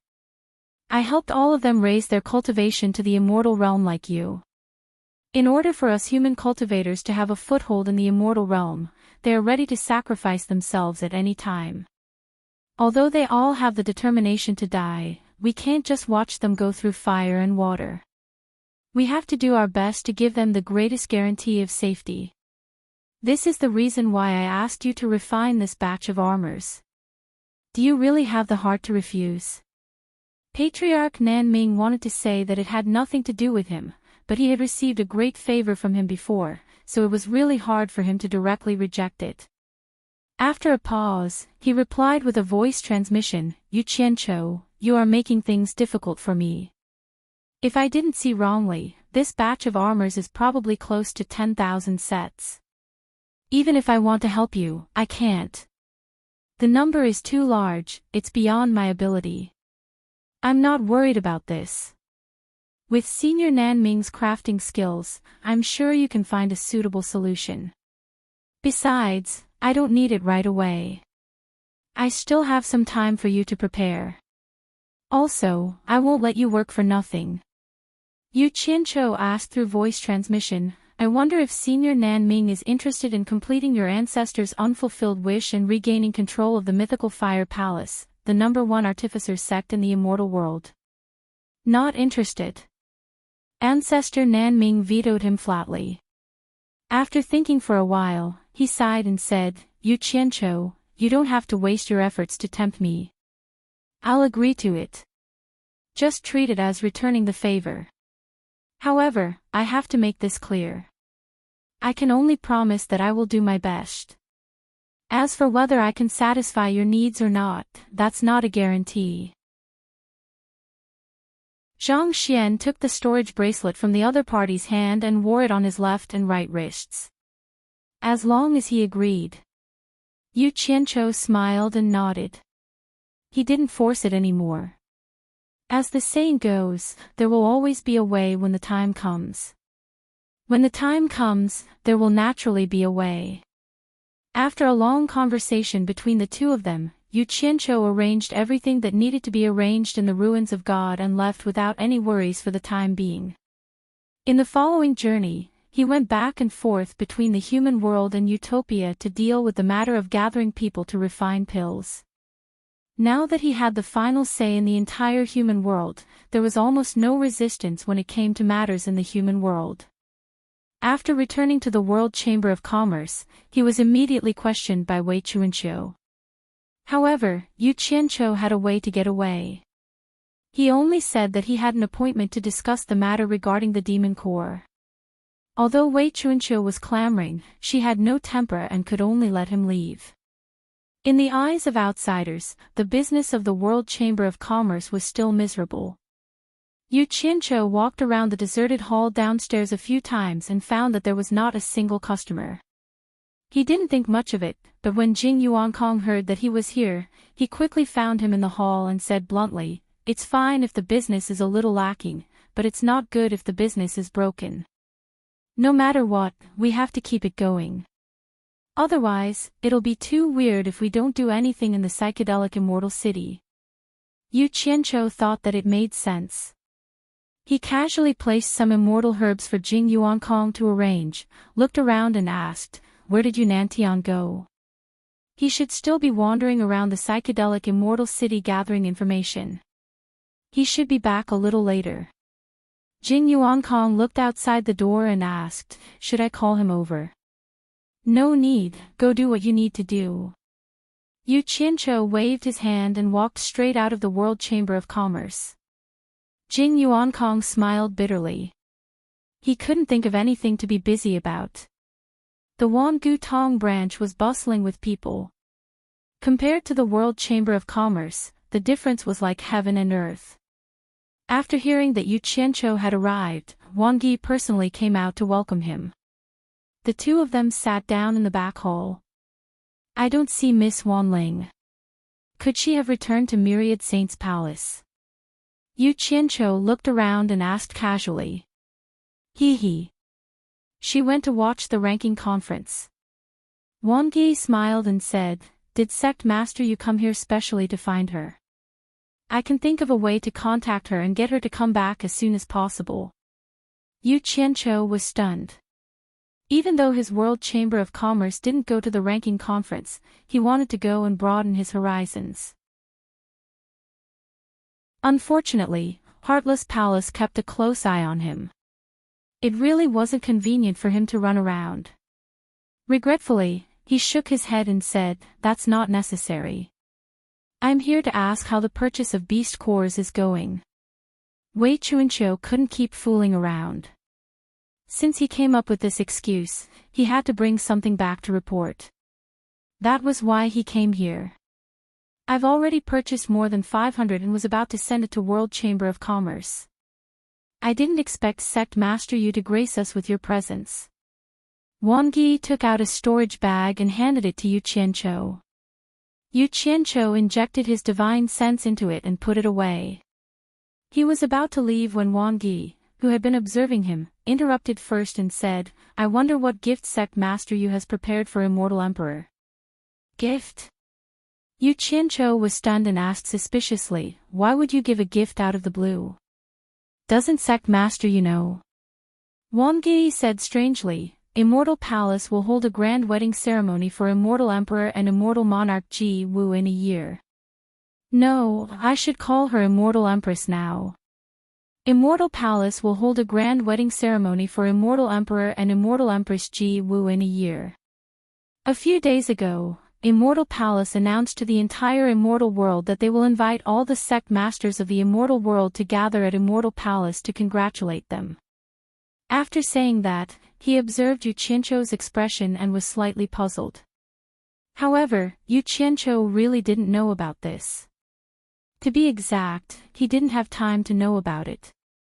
After hearing Wang Yi's words, he couldn't help but be a little absent-minded. He didn't know if Immortal Crocodile Monarch had leaked the matter of him touching Ji Woo's, but if one day, Immortal Emperor Jin Tai heard about it, then he would be doomed. At least, he would have no place in the immortal world. Oh. Yu Qianqiu scratched his head and said perfunctorily, "This matter. See, I almost forgot about it." Sigh. I have a headache thinking about the gift for Immortal Emperor. I don't know what to give. Keep pretending. How could you forget about such a big thing? You are clearly from the Immortal Palace. It doesn't matter if you give a gift or not, so I didn't take it to heart at all. Wang Yi probed a little and smiled, thinking he knew what was going on. That's true. The Immortal Emperor's wedding is not an ordinary wedding. He is the supreme of the immortal world. I really have to think about the gift. Just as the two were talking about the wedding of the Immortal Emperor and Ji Woo, one of the parties involved was helpless. The Immortal Palace shone brightly in the sky, and below it was the dazzling Crystal Palace. In the courtyard, Lu Yanqing carefully accompanied Ji Woo, but Ji Woo looked up at the Immortal Palace floating in the auspicious clouds with a frown. At first, the Immortal Emperor gave her a 1-month deadline to consider the marriage. After the 1-month deadline, the Immortal Emperor came again to interrogate her. Ji Woo naturally found an excuse to refuse. However, as Yi Xuejun expected, the Immortal Emperor really lost his patience and took a hard approach. But to Yi Xuejun's surprise, the Immortal Emperor captured him on the spot and used him to threaten Ji Woo. He once again gave Ji Woo a deadline to think about it. The consequences of refusing again, the Immortal Emperor's actions were clear. Yi Xuejun would be the first to suffer. After some consideration, Ji Woo had no choice. She also knew that she could not escape the Immortal Emperor's control. Most importantly, why should Yi Xuejun be implicated? She had no choice but to agree to the Immortal Emperor. However, she still held a glimmer of hope and made a final effort to delay. She could marry, but she had to have a year to adjust her emotions. Otherwise, she would not be able to accept the reality of being forced. At this point, the Immortal Emperor naturally had no reason to force her. Besides, for him, what was the difference between a year and a snap of the fingers? So he agreed to Ji Woo and ordered people to send a message to the entire immortal world on the spot. This was to force Ji Woo to have no room to regret. However, a few days passed, and Ji Woo still did not see Yi Xuejun being released. She could not help but wonder if Yi Xuejun had been killed. Today, she had made up her mind. If she did not see Yi Xuejun return, she would not hesitate to break into the Immortal Palace and fall out with Immortal Emperor Jin Tai. Lu Yanqing stood quietly behind Ji Woo. Her mood had not completely calmed down. Even in her wildest dreams, she didn't expect that her sudden decision would cause her to witness something unimaginable. She was by Ji Woo's side and witnessed the entire process of Immortal Emperor Jin Tai's forced marriage. She didn't expect that these high and mighty characters, who were rarely seen by ordinary people, would have such a face. Immortal Empress, let me play the guqin for you. Lu Yanqing said behind Ji Woo. Ever since she was brought here, Ji Woo would ask her to play and sing almost every day. However, since Yi Xuejun was taken away, she did not ask for it anymore. Immortal Empress. Don't mention this in front of me in the future. Ji Woo looked at the sky with some confusion and murmured, Lu Yanqing, Lingfang Valley must be beautiful. Lu Yanqing responded subconsciously, then her whole body shook. She suddenly looked up at Ji Woo's back in horror. How did she know about Lingfang Valley? Chapter 951. In an instant, countless thoughts flashed through Lu Yanqing's mind. Although her way of doing things was different from others, it did not mean that she was not smart. One thing she was sure of was that Ji Woo definitely did not guess the name of Lingfang Valley blindly, and it was impossible for her to guess it so accurately. Moreover, she even asked the owner of Lingfong Valley. Obviously, Ji Wu wanted her here because she already knew about her relationship with Lingfong Valley. Did she also know that the world commerce's people were smuggled from the human world? Was she the only one who knew about this? Or did others also know about this? Or perhaps she was just testing me, but I actually responded just now. Oh my God! What did I do? Thinking that once these secrets were leaked, the entire world commerce's people would suffer, Lu Yanqing could not help but turn pale with fright, and her delicate body broke out in a cold sweat. Unfortunately, she could not recognize that the person who followed Yu Qianqiu in Lingfong Valley was Yi Shuijun, who had been captured by the immortal emperor. Otherwise, she could more or less guess something, and would not be as clueless as she was now. However, Yi Shuijun's hair was full of small braids, and he was purely dressed as a tribal savage. Even his skin color had been specially changed. He was a completely different person from now, so how could she easily recognize him? She did not know when, but Ji Wu had turned to look at her and asked, "Are you afraid? Are you afraid of something else, or are you afraid that I will reveal your secret? I don't understand what immortal monarch is talking about." Lu Yanqing replied nervously, her heart in turmoil. At this time, she suddenly thought of Yu Qianqiu. She believed that if Yu Qianqiu was here, he would definitely have a way to deal with such a matter properly. She instantly understood Yu Qianqiu's ruthlessness. If it was Yu Qianqiu, based on Yu Qianqiu's character, the first thing he would think of was to silence them. She suddenly understood something. Sometimes, if one was not ruthless and decisive, the consequences of the situation would be very terrifying. The lives of many people would be implicated in it. However, these thoughts only flashed through her mind. Some things that were deeply engraved in her heart could not be changed. Not to mention that she did not have the ability to silence Ji Wu. Even if she had the ability, she still could not do it. Don't you understand what I'm saying? Ji Wu's cold face revealed a slight smile. She stared at Lu Yan and said, "Why are your eyes evasive? Why don't you look at me like you usually do?" "That's because you have a guilty conscience. You're not a liar at all, so why force yourself?" Lu Yanqing was indeed a person who did not know how to lie, but that was only because of the environment she had grown up in. Now that she thought of the serious consequences she would face, she had no choice but to bite the bullet.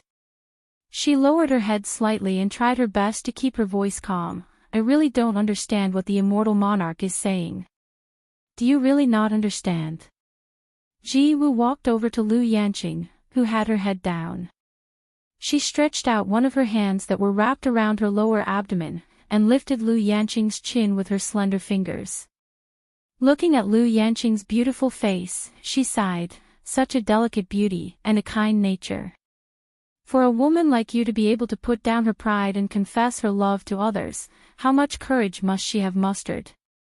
I just don't understand what's so bad about you, that Yu Qianqiu could actually harden his heart to reject you. If it was any other man, I'm afraid it would be exactly what they wanted." As soon as these words came out, Lu Yanqing felt as if she had been struck by lightning. Her entire body trembled as she looked at the cold and beautiful face in front of her. The other party's clear and wise eyes seemed to be able to directly see through her heart, causing all the secrets in her heart to be exposed. She even knew about this. "I really don't understand what the immortal monarch is saying." Lu Yanqing's entire body trembled as she took a step back, breaking away from the hand that was holding her chin. At this point, she really didn't know what to do, so she could only bite the bullet and not admit it. However, the other party's temperament of being in a high position for countless years really made her feel a little uncomfortable. The world of mortals is laughable, infatuation is the most boring, supercilious is also good. Ji Wu suddenly opened her lips and softly sang a sentence, like a pearl falling on a jade plate, the sound of spring water gurgling, the clear and exquisite voice moving. Then she looked at Lu Yanqing and said with a smile, "This is what you played for me to listen to. Aren't you very open-minded, and also saying that infatuation is the most boring? Why do you still have to keep the secret for Yu Qianqiu? Or rather, this song was originally sung by that fickle Yu Qianqiu." Lu Yanqing did not hide this point. Under Ji Wu's constant pressure, she finally bit her lips and said, "The songs I played and sang all came from Yu Qianqiu, but it has nothing to do with anything else that the immortal monarch said." A sweet smile appeared on Ji Wu's face, as if she was happy to confirm the answer she wanted to know. She shook her head and said with a smile, "Lu Yanqing, didn't Yu Qianqiu tell you about me?" She was quite confident in her appearance, otherwise, she would not have been able to enter the eyes of the immortal emperor. Presumably, after Yu Qianqiu saw her, he would not be able to forget her, and would unintentionally mention her on some occasions. However, she had overestimated herself and underestimated Yu Qianqiu. Yu Qianqiu was indeed not a good person. When he saw that she was beautiful, he had dirty thoughts, but it was only once. In fact, he did not care about her at all. If he had to say that he cared about her, it would not be because of the relationship between a man and a woman. It was purely because he was afraid that she and her future husband would deal with him. Lu Yanqing was startled, her eyes flashed for a moment, and then she said suspiciously, "Immortal monarch means that you know Yu Qianqiu? How do you know him? I really have never heard him mention you." "Never heard him mention me." Ji Wu suddenly smiled a little forced. All women with some beauty, whether they were good or bad, had a common problem. They always thought that they were very attractive to men. They always thought that men would not forget about them and would revolve around them. And the man who ignored her would make her feel uncomfortable. However, Yu Qianqiu was very realistic. No matter how beautiful a woman was, he could not bite her. He was too lazy to think about it. "What does it have to do with me?" Lu Yanqing shook her head blankly. Indeed, she had not heard Yu Qianqiu mention her. Ji Wu saw that she did not seem to be lying, and her face returned to calmness. She smiled faintly. "You should have heard that I was trapped in the heaven and earth Qinquan formation in the human world. In fact, I knew Yu Qianqiu in the human world. If it was not for his help, Brother Crocodile and I would not have been able to return to the immortal world smoothly. So, I already know your origins, why do you have to hide it? I am just curious, how did you come to the immortal world?" People always have to experience more things to mature. Lu Yanqing learned to be obedient this time. It was a big deal. She did not dare to admit it easily. She was a little worried that the other party was lying to her, so she bit her lip and did not answer for a long time. Brother Crocodile once followed Yu Qianqiu to your Lingfang Valley and witnessed the process of you courting Yu Qianqiu. Don't you remember Brother Crocodile at all? Ji Wu reminded with a smile. Was he there that time? Lu Yanqing could not help but recall the unbearable past. Among the people present at that time, there was only one person she did not know. That person's attire was very strange. As the outline of the two roughly matched, Lu Yanqing was slightly surprised. She immediately remembered that Yu Qianqiu also had that strange appearance. Obviously, both of them had changed their appearance. In this way, she vaguely remembered that the person at that time was indeed a bit like the current Yi Shuojuan. Do you remember? Ji Wu shook her head and smiled. In fact, you don't have to worry at all. Only Brother Crocodile and I know about your matter.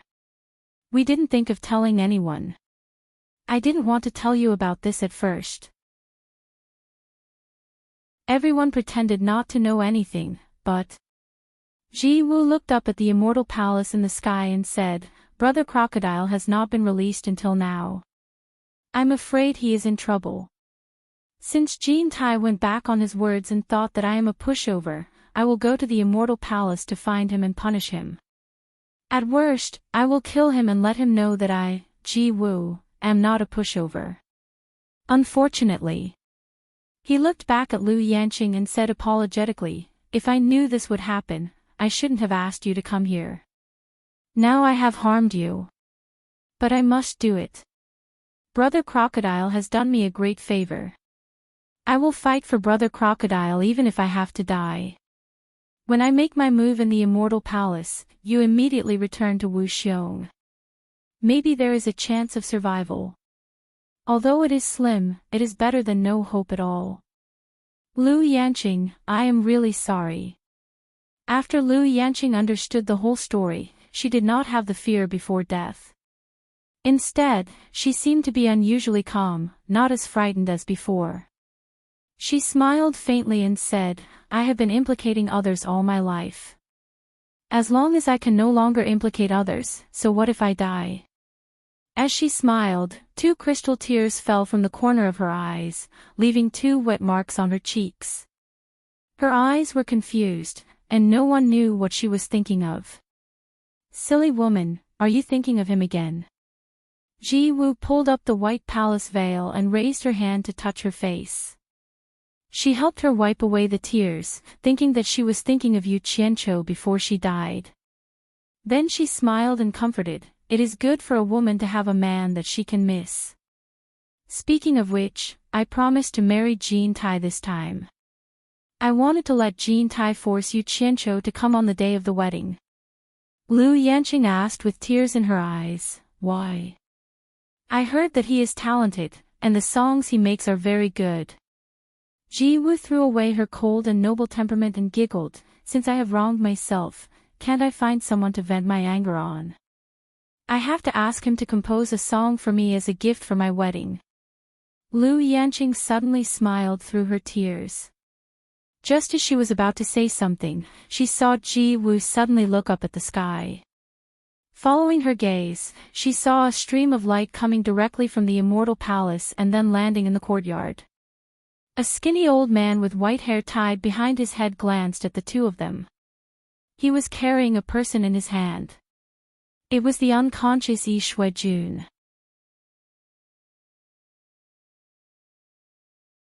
Chapter 952. Brother Yi. Ji Wu exclaimed, but Yi Shuijun did not react at all. Ji Wu pointed at the person with sharp eyes, "And Gao, what did you do to him?" The person was Gao. His status in the Immortal Palace was not to be underestimated. He was the commander of the law enforcement guard that deterred the entire Immortal Realm. The Immortal Palace Law Enforcement Guard was the #1 thug in the Immortal Realm. His cultivation had reached the middle stage Immortal Emperor. He never appeared in the outside world easily. Once he suddenly appeared in a sect, the sect would be frightened. His appearance usually meant that a sect was about to be exterminated. It did not mean that other sects were no match for him, but his law enforcement guard had many masters. He controlled a large number of the most powerful masters in the Immortal Palace. His strength was quite terrifying. He was the primary force of the Immortal Palace to deter the entire Immortal Realm. In the Immortal Realm, wherever there was a person who disobeyed the orders of the Immortal Palace, they would be there. And Gao was in charge of the Law Enforcement Guard. Naturally, he was one of the most trusted people of Immortal Emperor Jean Tai. He was extremely powerful in the Immortal Realm. Wherever he appeared, it usually represented Immortal Emperor Jean Tai, who in the Immortal Realm was not afraid of him. And Gao looked at Ji Wu expressionlessly. His eyes were as cold as lightning. In the entire Immortal world, there were very few people who dared to shout in front of him. If it was in the past, there was no need for him to give her face. But now, things were different. After a moment of silence, Gao finally replied, "Immortal Empress, he insulted the Immortal Emperor. If it were not for Immortal Empress, he would have been dead." This subordinate merely made him shut up. After expressing his respect, he waved his hand at Yi Shuijun, who had fainted on the ground. Yi Shuijun suddenly woke up. "Brother Yi, are you okay?" Ji Wu hurriedly went to help Yi Shuijun, who was staggering to get up. She took the opportunity to check if he was injured and suddenly found that Yi Shuejun's cultivation was all sealed. Ji Wu immediately patted Yi Shuejun's back a few times, but found that the seal could not be undone. She immediately turned back and said angrily, "Gao, unseal him. I can't do anything about it." The seal on his body was personally made by the immortal emperor.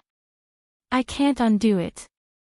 And Gao slightly clasped his hands together and said, "This subordinate advises Immortal Empress not to act rashly. You also know the Immortal Emperor's methods. If you act rashly, you might even hurt him." "You." Ji Wu was so angry that she didn't know what to say. Immortal Queen.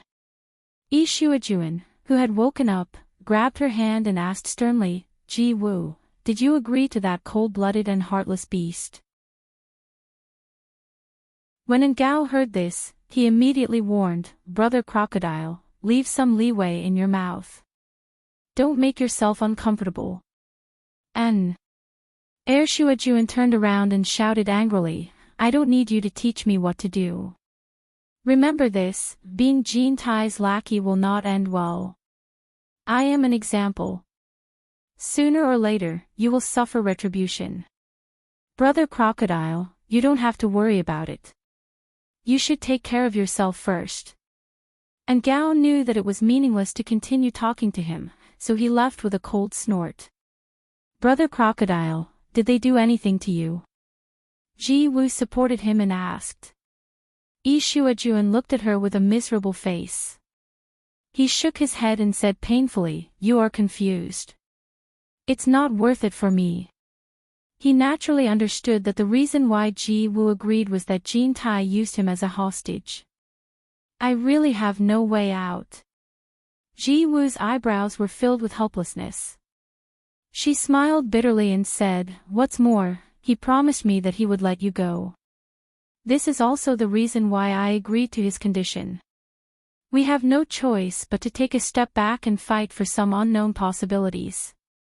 Maybe there will be a chance when the time comes. What will you do then? Share the same bed with him?" Yi Shuejun grabbed her shoulders and shook her. He roared at the top of his lungs, "At most, I will die. I can't let him succeed. We have no choice but to make choices that are beyond our control." Ji Wu pushed away his hands that were grabbing her shoulders and calmly turned around. She regained her noble temperament and walked towards the colorful crystal palace while saying, "It's easy for him to die, but I, Ji Wu, am not that easy to bully. I have to make him pay for what he has done. Otherwise, it would be too easy for him." As she spoke, her figure disappeared into the Crystal Palace Gate, in the northeastern part of the Eastern Holy Land. Thousands of miles away from the Eastern Holy Land, there were many islands of various sizes scattered in the vast ocean, all formed by volcanic eruptions. Among them, there were still 9 active volcanic islands. The 9 volcanic islands, which were originally the habitat of seabirds, were now under martial law. No one was allowed to enter or leave without permission. Hong Chi floated in the air with his arms crossed, keeping a vigilant eye on his surroundings. Under his master's orders, he had gathered more than 8,000 alchemy cultivators from the cultivation world on these islands and started concocting pills. The recipe for the Great Limit Break pill had been distributed to everyone, but the names of the immortal herbs and the effects of the recipe were hidden from everyone. So no one knew what pill they were making. The storage bags and other things of the 8,000 alchemy cultivators were temporarily kept safe. There was an adequate supply of immortal herbs, but there were guards around to prevent anyone from hiding any immortal herbs. Apart from these taboos, the other aspects of treatment were not bad. Hong Chi announced to them that after completing the refining task, each person would receive a reward of 100 million upper-grade spirit stones. Those with high quality would be rewarded handsomely. In this way, everyone's enthusiasm was greatly aroused. For most people, 100 million upper spirit stones was indeed not a small number. Guan Weiwu, the alchemy pavilion elder of Fuxian Island, who was known as the #1 alchemy expert in the cultivation world, was also among them. However, his treatment was obviously better than the others. He had a private alchemy room that was not monitored by anyone. There was even a person assigned to be on standby outside. At the same time, he was allowed to stroll around the island at will. Of course, he was not allowed to leave this place. It was unknown whether Hongqi did it on purpose or not. In any case, he arranged it this way. It was not Yu Qianqiu's idea. In fact, Yu Qianqiu did not expect this at all. However, for Guan Weiwu, it was a lot of emotions. Hongqi had issued an order to the cultivation world from Yu Qianqiu. The old man hid in the alchemy room and wiped his tears a few times. He mistakenly thought that Yu Qianqiu was secretly taking care of him. As a result, the old man, who was already feeling guilty, did not enjoy any privileges at all. It was almost day and night that he desperately refined pills in the alchemy room. Whether it was the quality or the quantity of pills refined, they were shockingly high. In the end, Hongqi was quite speechless. In the lonely house in the old forest behind the 10,000 demons, Qiu Weiyuan returned the Black Moon Pagoda to his master, Yan Wuchen, with both hands. He left with some doubts in his eyes. He did not know why his master suddenly wanted to take back the Black Moon Pagoda. Yan Wuchen looked at the Black Moon Pagoda in his hand and felt a wave of emotions. He had originally planned to pass the Black Moon Pagoda to Qiu Weiyuan. He did not want to pass it to Yan Bugui or Yan Juixing. After all, everyone in the world knew that the Black Moon Pagoda belonged to him. If it was passed to the father and son, once it was exposed, it would definitely bring great trouble to the 10,000 demons. However, after a long talk with Yan Juixing recently, he realized that the Black Moon Pagoda was not an ordinary item. It actually had a shocking origin. Moreover, Yan Juixing also made it clear that this item was of great use to him. He would not give it up. If Yan Wuchen did not give it to him, he would have to force it from Qiu Weiyuan. The threat in his words was very obvious. Yan Wuchen was furious, but in the end, he compromised. There was no other reason. Now that his grandson's cultivation was worlds apart from his, it was not something he could control. In addition, he had some selfish motives. Come out. I know you have been hiding behind and eavesdropping. Yan Wuchen held the Black Moon Pagoda in his hand and snorted. Behind the main door of the main hall, the little disciple of the 10,000 demons, Shouqin, who had been possessed by Yan Juixing, turned around and walked out. He bowed to Yan Wuchen's back and said, "Grandfather, I have brought the item for you. But let me warn you, do not bring trouble to the 10,000 demons. Otherwise, I will not let you off even if I become a ghost. Take it." A black flowing light was thrown backward by Yan Wuchen. At such a close distance, Shouqin did not dodge and allowed the Black Moon Pagoda to strike his head. Suddenly, Shouqin's cold eyes shone with a demonic red light.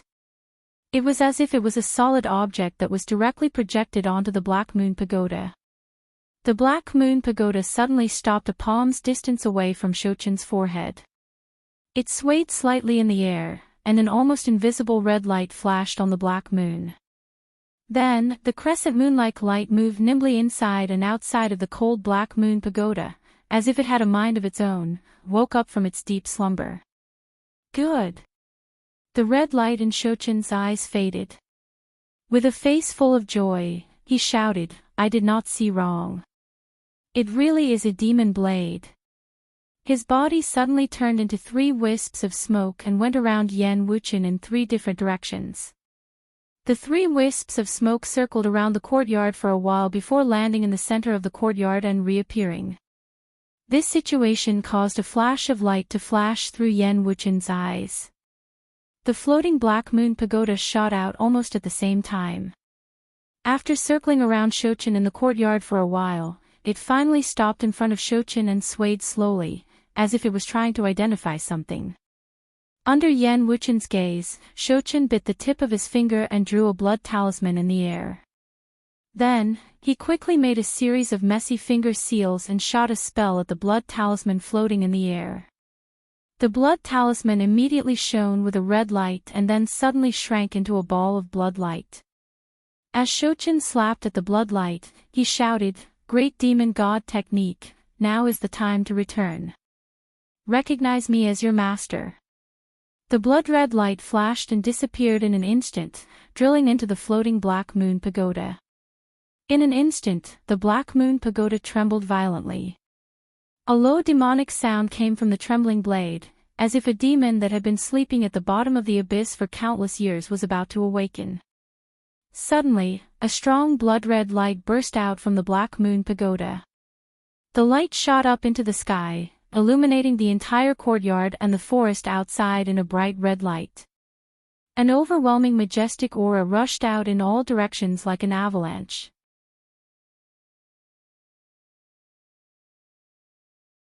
Chapter 953. The birds and beasts in the forest fled in panic. Yan Wuchen, who was in the courtyard, could not open his eyes because of the piercing red light. All he could hear was the sounds of walls collapsing and roof tiles flying in all directions. It was a mess. The strong wind that could sweep away all obstacles gradually subsided, and the red light also suddenly disappeared. Yan Wuchen opened his eyes and was shocked. A giant Black Moon Pagoda that was 100 meters tall appeared in front of him. It was so real, and it did not look like an illusion. On the crescent moon-like blue blade, there was a red light flowing and flickering. The slightly bulging black blade body was covered with dark and shiny demonic patterns. Black smoke wrapped around the blade, and an incomparably ferocious aura was undoubtedly revealed. Shouchen looked up at it in a daze. He stretched out his arms and slowly floated up, floating in the middle of the crescent. Yan Wuchen suddenly woke up from his shock. He quickly looked around and shouted angrily, "Bastard! What are you trying to do? Do you want to drag the 10,000 demons to eternal damnation?" Shouchen glanced down and waved his hand. The black crescent rotated and shrank rapidly, flashing along with his figure.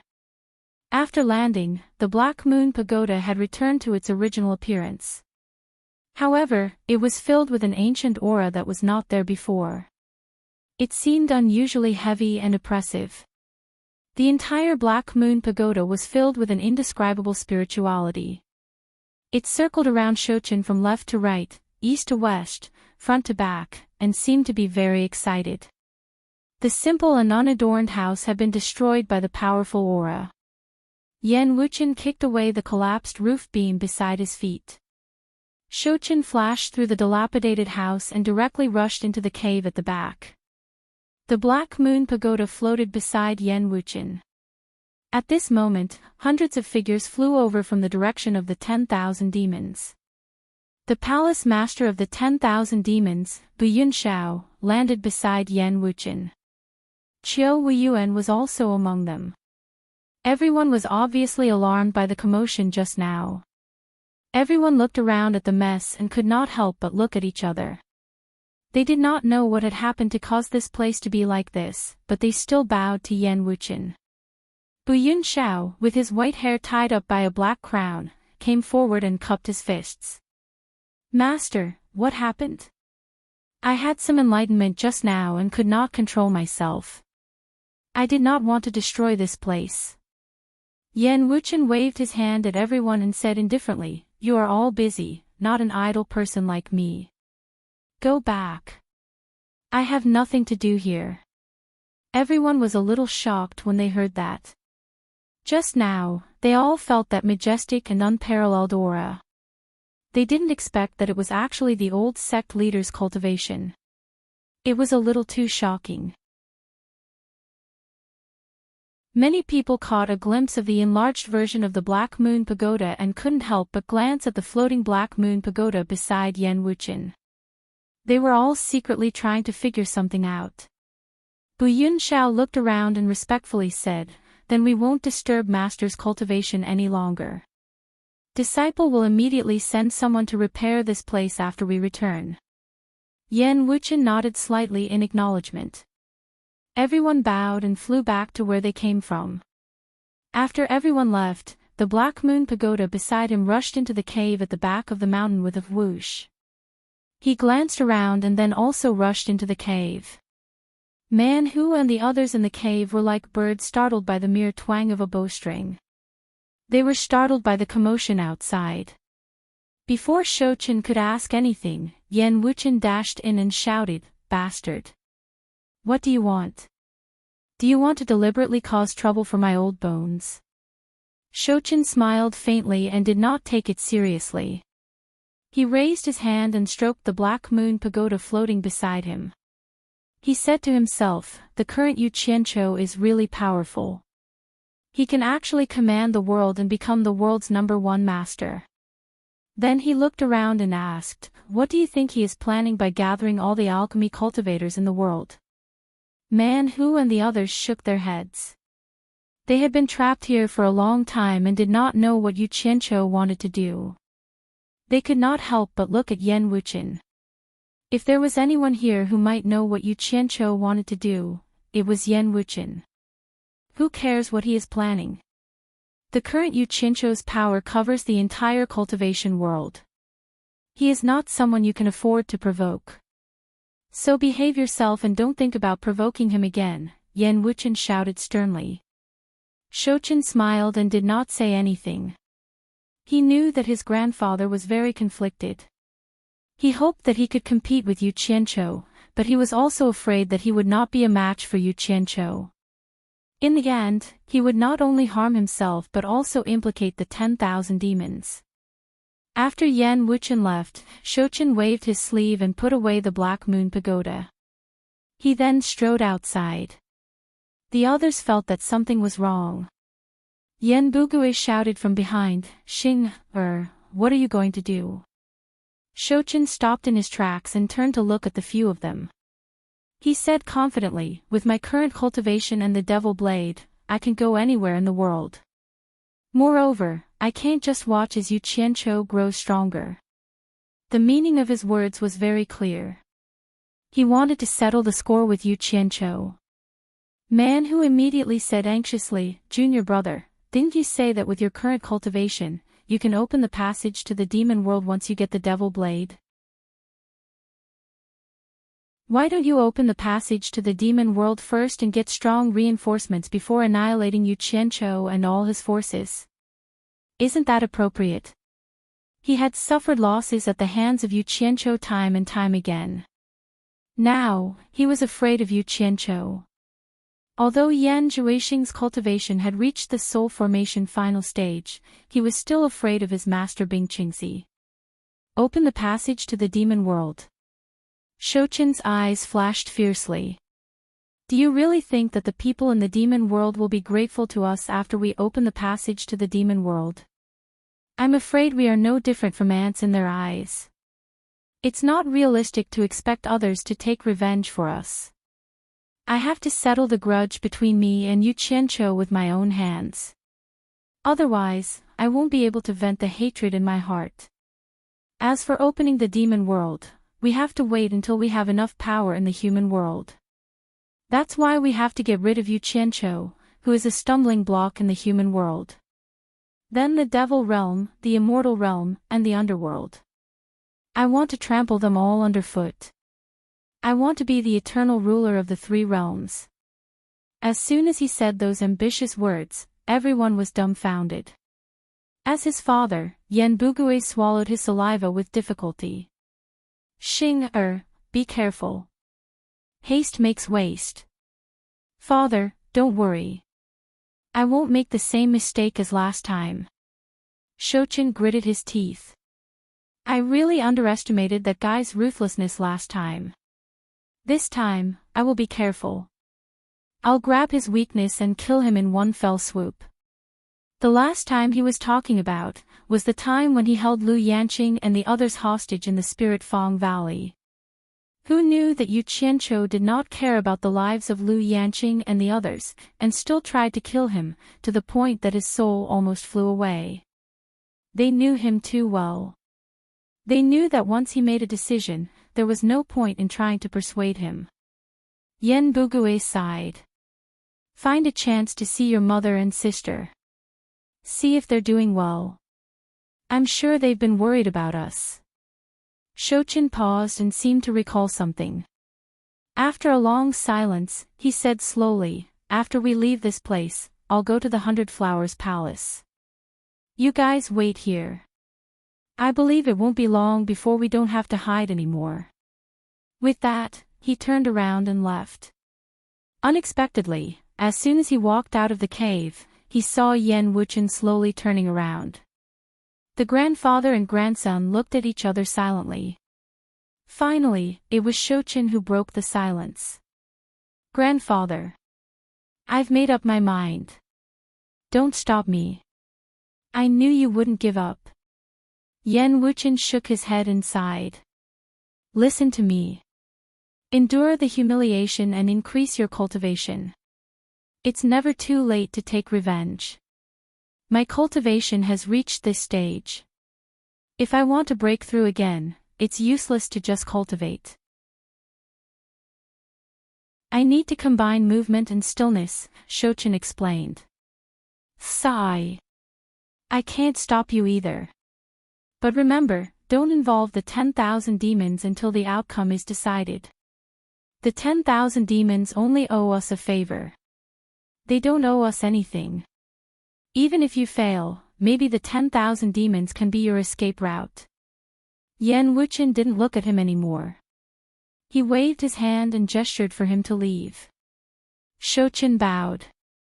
Then, he turned into a shadow and shot into the clouds, flying away quickly. In the deep forest in the distance, Chiu Wuyuan focused his vision and saw everything. When he saw Shochin leaving at an unimaginable speed, his expression changed drastically. Not long after Shochin flew out of the mountain range where the 10,000 demons were entrenched, he suddenly stopped in the air and turned around to look down. No one knew what he had inadvertently discovered, but he quickly flew downwards and directly scuttled into the dense forest. He blocked in front of a woodcutter and said indifferently, "Who are you?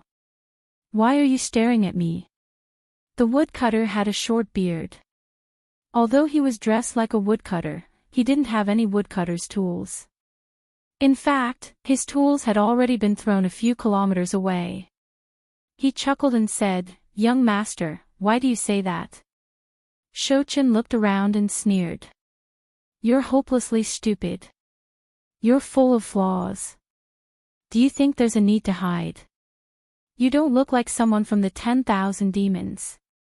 After sizing up the woodcutter, he stared at the woodcutter's face. He suddenly narrowed his eyes and said, "I think I've seen you somewhere before. Tell me honestly, who are you? Don't refuse a toast only to drink a forfeit."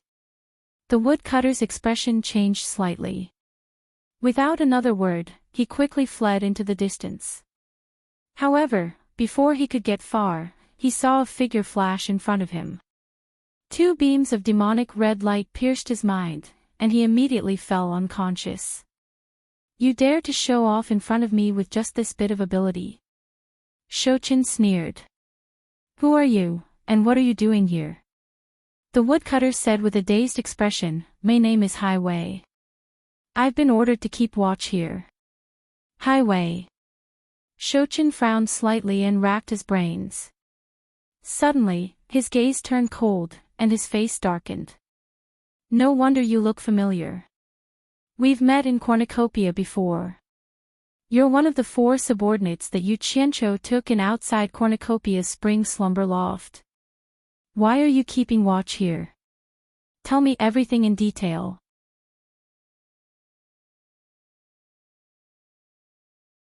Chapter 954. After listening to Hai Wei's story, Shochin suddenly laughed hysterically and said, "Yu Qianchou, oh Yu Qianchou. Yu Qianchou, you really don't give up on killing me. You're actually on guard against me to such an extent. Are you afraid of me? Are you afraid of me?" Ha! It turned out that during the battle at Lingfang Valley, Yan Zhuixing's death had provoked Yu Qianchou's deep fear. However, after using all his forces to search the entire cultivation world, he couldn't find any traces of Yan Juexing at all. Yu Qianqiu couldn't figure out whether Yan Juexing was dead or not because the demonic technique was too evil. Coupled with the disappearance of Man Hu and the others from Snowy Mountain, Yu Qianqiu immediately felt a huge knot in his heart. Yu Qianqiu had a strong feeling that this matter was definitely not over, but he really couldn't find Yan Juexing. He couldn't give up eating for fear of choking and do nothing for Yan Juexing. In the end, after repeatedly thinking about it, he came to a conclusion. Yan Juexing was already hated by everyone in the cultivation world. Most people wouldn't dare to help him unless they wanted to die. As a result, 10,000 demons and Baihua Palace immediately became his main suspects. This was because Yan Wuchen of 10,000 demons was Yan Juexing's grandfather, and Baihua Fairy of Baihua Palace was Yan Juexing's mother.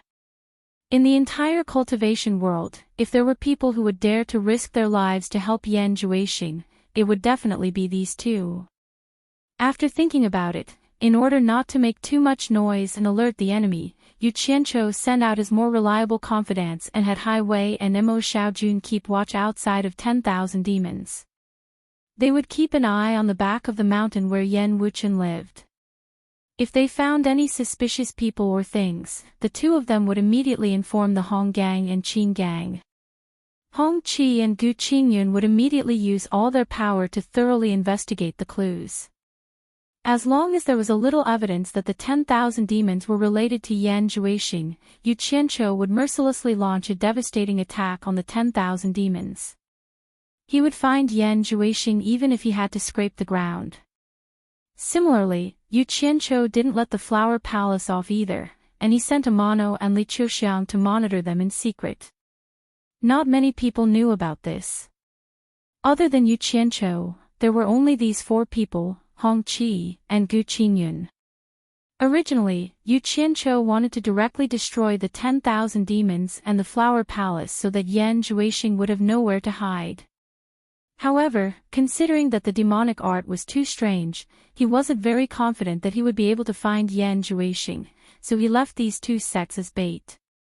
He didn't believe that Yan Juexing could rise again without any support, so he had to find a trustworthy foothold. It could be said that leaving these two sects was to not waste a lot of manpower and resources to search blindly. This kind of setup had to be said to be farsighted, and he had accidentally encountered it. Yan Juexing didn't even know what was going on. He really resurrected with Yan Wuchen of the 10,000 demons. However, things were always unpredictable. Hai Wei didn't think that Yan Juexing's cultivation level had already reached the soul formation late stage. He was immediately discovered by Yan Juexing as soon as he revealed a bit of information. Yan Juexing immediately figured out the ins and outs of the matter with the power of his magic eye. "You're saying that there are two more people watching the Flower Palace?" Shouchen asked in a deep voice. "Yes." Hai Wei replied respectfully. Shouchen immediately gritted his teeth. While he hated them, he couldn't help but admire Yu Qianqiu. He had come out this time to go to the Flower Palace, but he didn't expect that he had already fallen into Yu Qianqiu's trap. This guy was really terrifying. If he didn't get rid of him as soon as possible, it would be a huge problem. If he hadn't accidentally discovered Hai Wei, he would definitely have rashly barged into the Flower Palace because he had changed his appearance. "Where's the other guy who's watching over the 10,000 demons with you?" Shouchen shouted.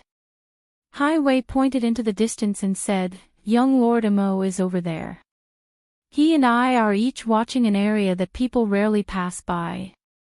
Yu Qianqiu said that most people who do sneaky things don't dare to do it openly. They can only sneakily take small paths. "Anyone that we meet is suspicious. Don't let any of them go. We have to investigate them thoroughly." That the asterisk starred is talking about himself, right? Shouchen was furious. He didn't expect that he would be angered by Yu Qianqiu before he even saw Yu Qianqiu. He suddenly had a thought that he might have a bad start again. He immediately became vigilant. He felt that this guy was too scary. He had to be more careful this time. After calming himself down, he asked indifferently, "Do you know where Yu Qianqiu is now?" "I don't know. I haven't seen him for a long time. If anything happens, I directly inform the people from the Green Gang and Hong Gang," Hai Wei replied. Hee hee. The Green Gang and Hong Gang are Yu Qianqiu's lackeys. Shouchen suddenly looked into the distance and sneered. "Yu Qianqiu, it's time for us to have a showdown. What you've given me, I'll give it back to you 10 times, 100 times more. Continue to monitor here. Pretend that you've never seen me." After saying this to Hai Wei, he quickly flew toward the place where Mo Xiaojun was hiding. Now that he had a rough idea of his target, he could easily lure Mo Xiaojun out with his cultivation. After taking control of Shouchen made some inquiries, and the information he obtained was similar to what Hai Wei had said. Regarding Yu Qianqiu, the two only knew some things that happened in Cornucopia, and they were all unimportant things, which made Shouchen very depressed. In the back mountain of the 100 Flowers Valley, Tianyi flew to a remote place. His palms formed a trumpet and made a cuckoo-cuckoo sound. There was movement in the ancient trees not far away. Li Qiuxiang flew over and looked at Tianyi strangely. "Why are you here now? What's the matter? Your man misses you. Can't I come over to see you?" It was not Tianyi's voice. Tianyi did not speak. The voice came from behind. Li Qiuxiang was shocked. She suddenly turned around, but what she saw were two demonic red lights that pierced her heart. In the 100 Flowers Valley, Shouchen strolled toward the mountain gate of the 100 Flowers Palace. He looked around and could not help but sigh. Previously, he was like a rat on the street that everyone wanted to beat up. He did not dare to return even if he had a home. This time, if he had not changed his appearance, it would probably be inconvenient for him to return. Thinking that all of this was caused by Yu Qianqiu, he could not help but grit his teeth. "Halt!" The two disciples guarding the 100 Flowers Palace flashed out.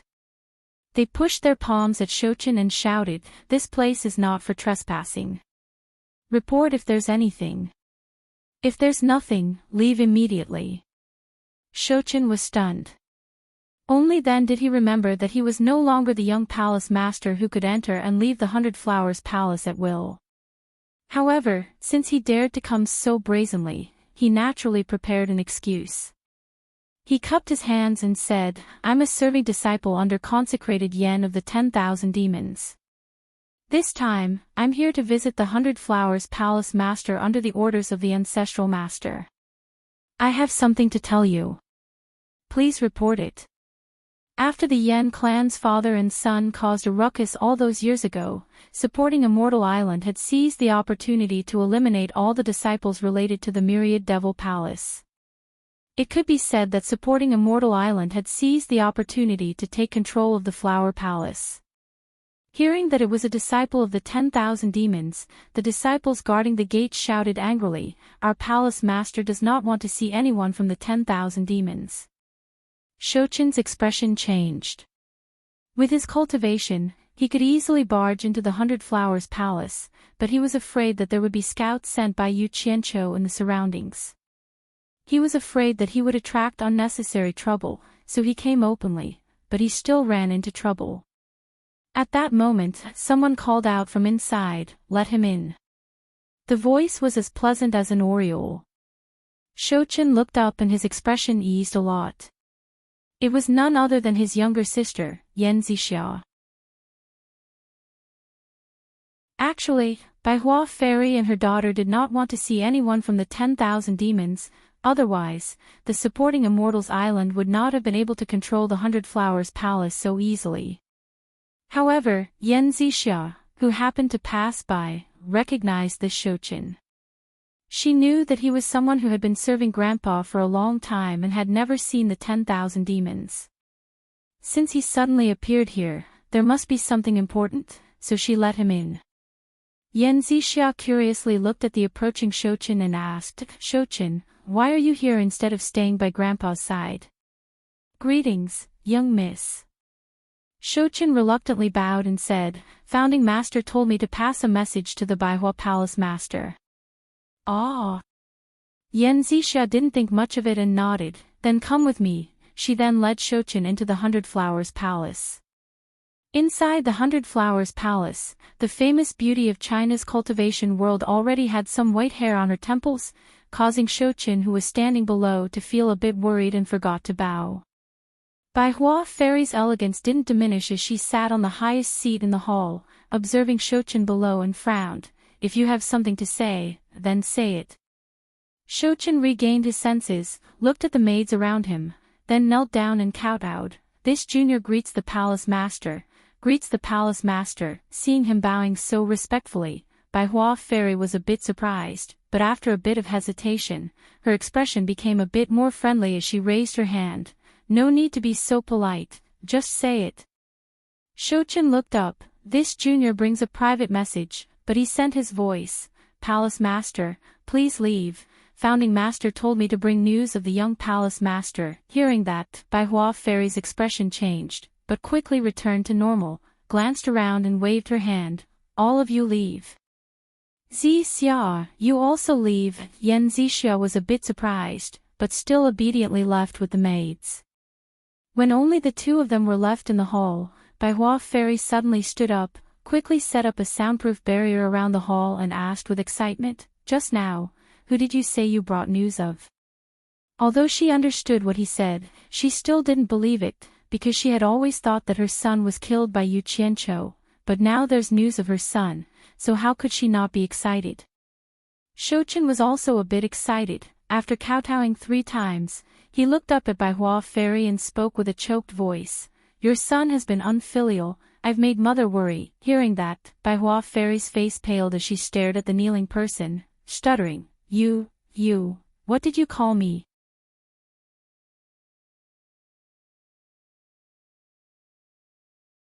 Chapter 955. Your son was heavily injured after a fierce battle with that traitor named Yu in Spirit Fong Valley. I almost lost my life. Luckily Grandpa took me in and saved my life. Shouchen immediately knelt down and told his mother the gist of what happened. He was very confident in his mother, not worried that Baihua Fairy would leak the secret. Then he said, Before I left, Father specifically told me to come and see if mother and sister are doing well. You. Baihua Fairy felt like she was struck by lightning, stunned on the spot, still in disbelief. You said you're Xing'er. No, that's impossible. You can change your appearance, but your height.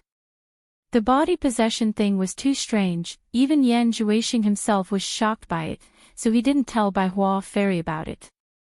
Shouchen stood up straight. Your son has practiced a divine martial art. Changing my appearance is nothing to me. Just wait for me to restore my appearance for mother to see. Saying so, he clapped his hands together, putting his index and middle fingers together in between his eyebrows, shouting, Appearance is born from the heart. Return my true body.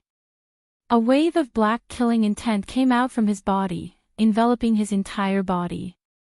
A series of cracking sounds could be heard. When the black fiend was absorbed back into his body, Yan Zhuixing's original appearance was revealed in the hall, wearing a smaller set of clothes.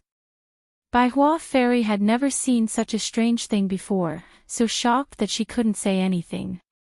After a while, she slowly walked down from the high seat, staring at Yan Zhuixing and asked, Are you really my Xing'er?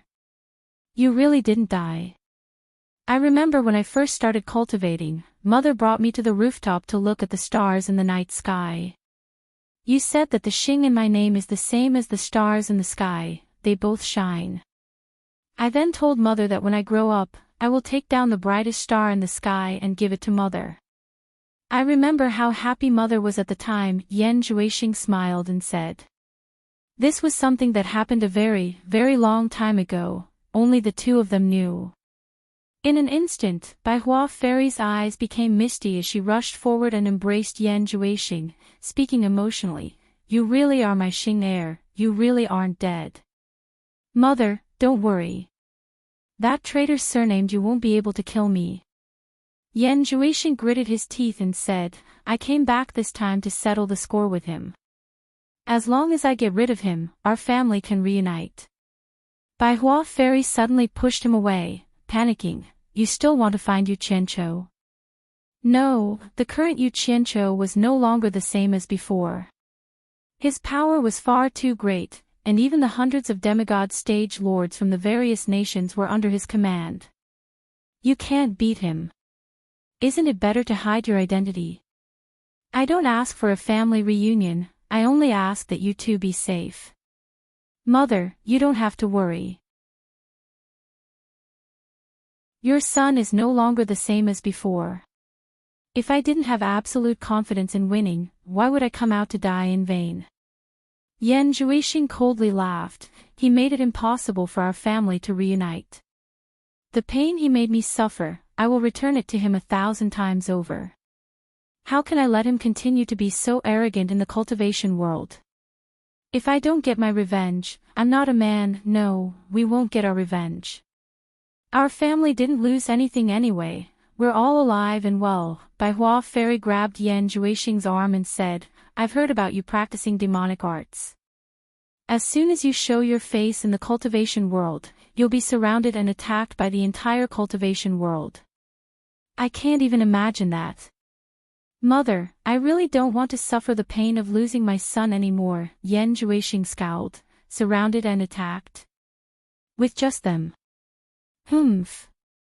They're nothing but a bunch of fence-sitters, they'll listen to whoever's fist is stronger. As long as I kill that traitor surnamed you, who else would dare to come and die? No, even if you don't think for yourself, you have to think for your little sister. Bai Hua Fairy didn't let him off the hook. Little sister. What does this have to do with her? Yan Zhuixing scowled. Bai Hua Fairy powerlessly shook her head. When Yu Qianqiu was still cultivating on Fu Xian Island, he had already met your little sister. The two of them were originally in love with each other, the only difference was that they were going to marry each other, but then because of the grudge between you and Yu Qianqiu, your little sister's heart was broken. When she found out that you were killed by Yu Qianqiu, your little sister would often cry in secret. The two of you kept fighting, the one who was hurt the most was your little sister. One was her own brother, the other was someone she liked. What would your little sister do? I can tell that your little sister still likes him. Even if you can win against Yu Qianqiu, what would your little sister do after you kill Yu Qianqiu? Do you want her to wash her face with tears every day? Yan Zhuixing was stunned, not even in his dreams could he imagine that Yu Qianqiu would seduce his little sister. In fact, ever since Yu Qianqiu cut off his love with the brilliant sword, he didn't put this matter to heart. He didn't know that the female lead of the story would be so infatuated that the story would become so melodramatic. If he had to blame something, he could only blame his dirty hands at the time. He shouldn't have touched Yan Zixia so carelessly. For some women, as long as you don't cross the line, there won't be much of a problem, but once you cross a certain line, it'll be very troublesome. Coincidentally, Yan Zixia was this kind of woman, deeply rooted in love. Bastard, bastard, despicable. Yan Zhuixing was so angry that his body trembled. He didn't expect Yu Qianqiu to make a move behind his back and take advantage of him first. He was so angry that his eyes faintly emitted red light. He gritted his teeth and said, Mother, don't be naive. Maybe sister has feelings for him, but that guy is not a good person. Even if I let him go, he won't let me go, you probably don't know that. He's already placed people around Bai Hua Palace, as soon as I show up, he'll kill me. I guarantee that no matter who pleads for me, he won't let me go. Saying so, he clasped his hands together and shouted, Appearance comes from the heart, borrow my avatar. A black fiend appeared and covered his entire body, followed by the sound of bones cracking. When the black fiend retracted, he returned to his usual appearance, turned around and left. Bai Hua Fairy hurriedly grabbed him again. What are you trying to do? Can't even I talk to you? Unexpectedly, a gust of wind pushed her back a few steps. Yan Zhuixing suddenly turned around. That animal dared to play with my little sister's feelings, I definitely won't let him go. I'll give him a taste of his own medicine, just wait until I've also played with his woman, then I'll let him have a taste of what it's like. Don't worry, mother, it's better to get the pain over with. After I kill him, as time passes, my little sister will naturally walk out of the shadow. Do you want your little sister to hate you for the rest of her life? Bai Hua Fairy shouted. Hating me for the rest of my life is better than falling in love with someone you shouldn't love and being sad for an outsider. Yan Zhuixing casually formed a hand seal, freezing Bai Hua Fairy in place, only regaining her senses after Yan Zhuixing left about a minute later. After the relationship between the four major clans and Bai Changchun was exposed, their status in the cultivation world had suddenly increased. Logically speaking, the Bai clan of the four major clans had the greatest honor, but in fact, the Wu clan was in the limelight. The reason for this was none other than the fact that Wu family has a daughter named Wu Lixue, the woman of the current Yaogui realm's torture envoy, the strongest expert in the world. This was something that Yu Qianqiu had personally admitted. Who in the world didn't know about it? Nowadays, the entire cultivation world no longer has any national boundaries, everyone lived in harmony with each other. Therefore, the current Wu clan's Hat Island was extraordinarily bustling. Cultivators from all over the world frequently visited this place, and the Wu clan had become the most prosperous, lively, and largest auction venue in the entire cultivation world. Wealth was rolling in, and it could be said that they had earned a lot of money. However, it was useless even if others were jealous. No one dared to do anything to Wu family. Who told Wu family to have a daughter named Wu Lixue, and Wu Lixue was Yu Qianqiu's woman? Who in the world would dare to touch Wu family? Gula House was a restaurant opened by Wu family on Hat Island, as well as the largest and best restaurant on Hat Island. Shouchen changed out of the myriad demon's palace's attire and ordered a table of food and wine. He sat alone by the window and slowly drank his wine.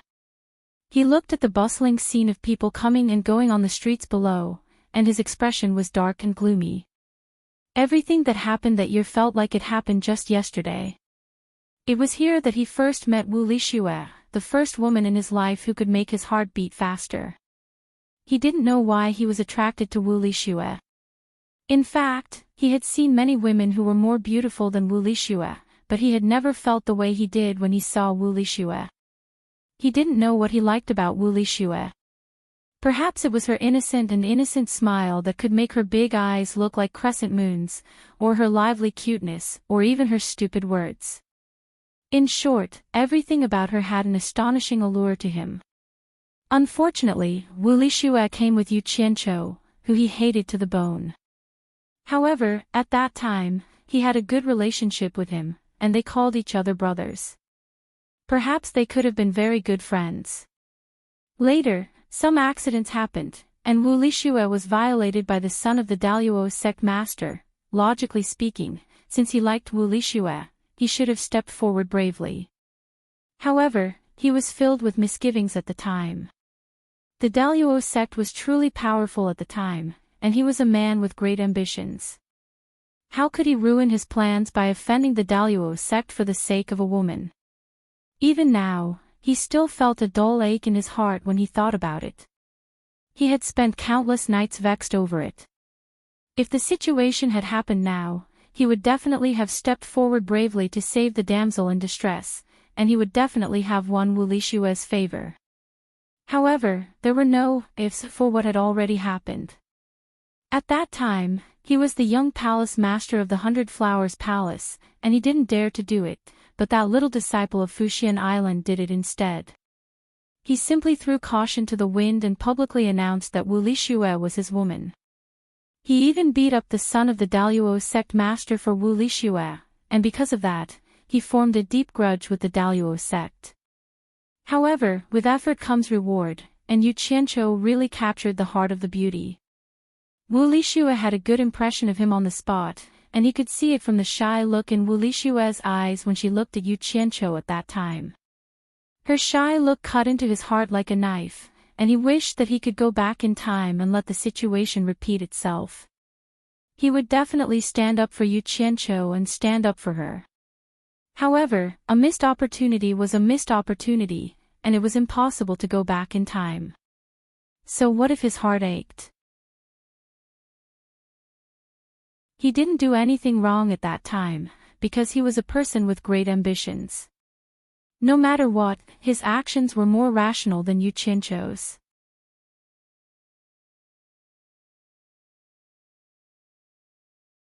Chapter 956. Later on, Yu Qianqiu was expelled from the Fuxian island because he had made too many troubles. However, it was inconceivable that he had become the disciple of Bai Changchun, the torture envoy of the demon ghost region, who was the #1 expert in the world. This traitor was really lucky. However, his luck was not bad either.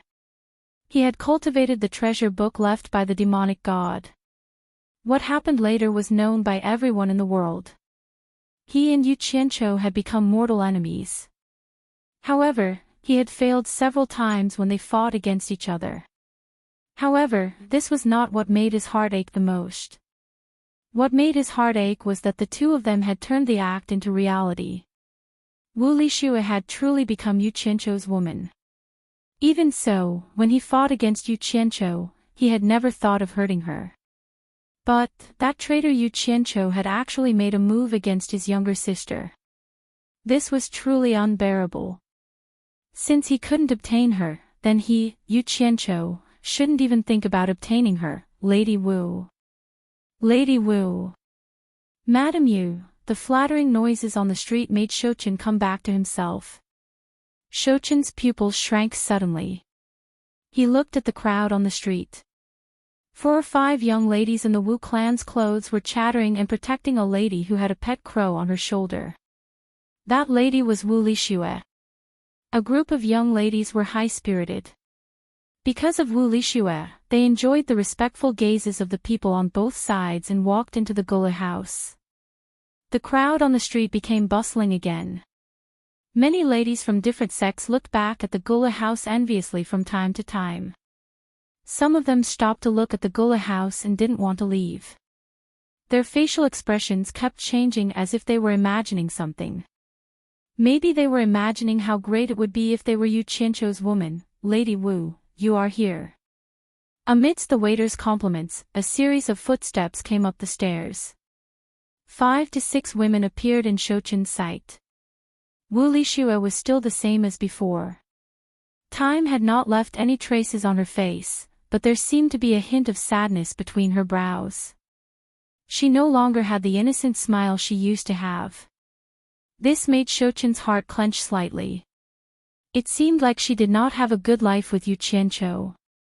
Wu Lixue's clear eyes glanced at Shouchen, but she didn't pay much attention to him. Then, under the guidance of the waiter, the group of ladies entered the private room facing the river. After the waiter came out, the girls sitting around the table immediately chattered.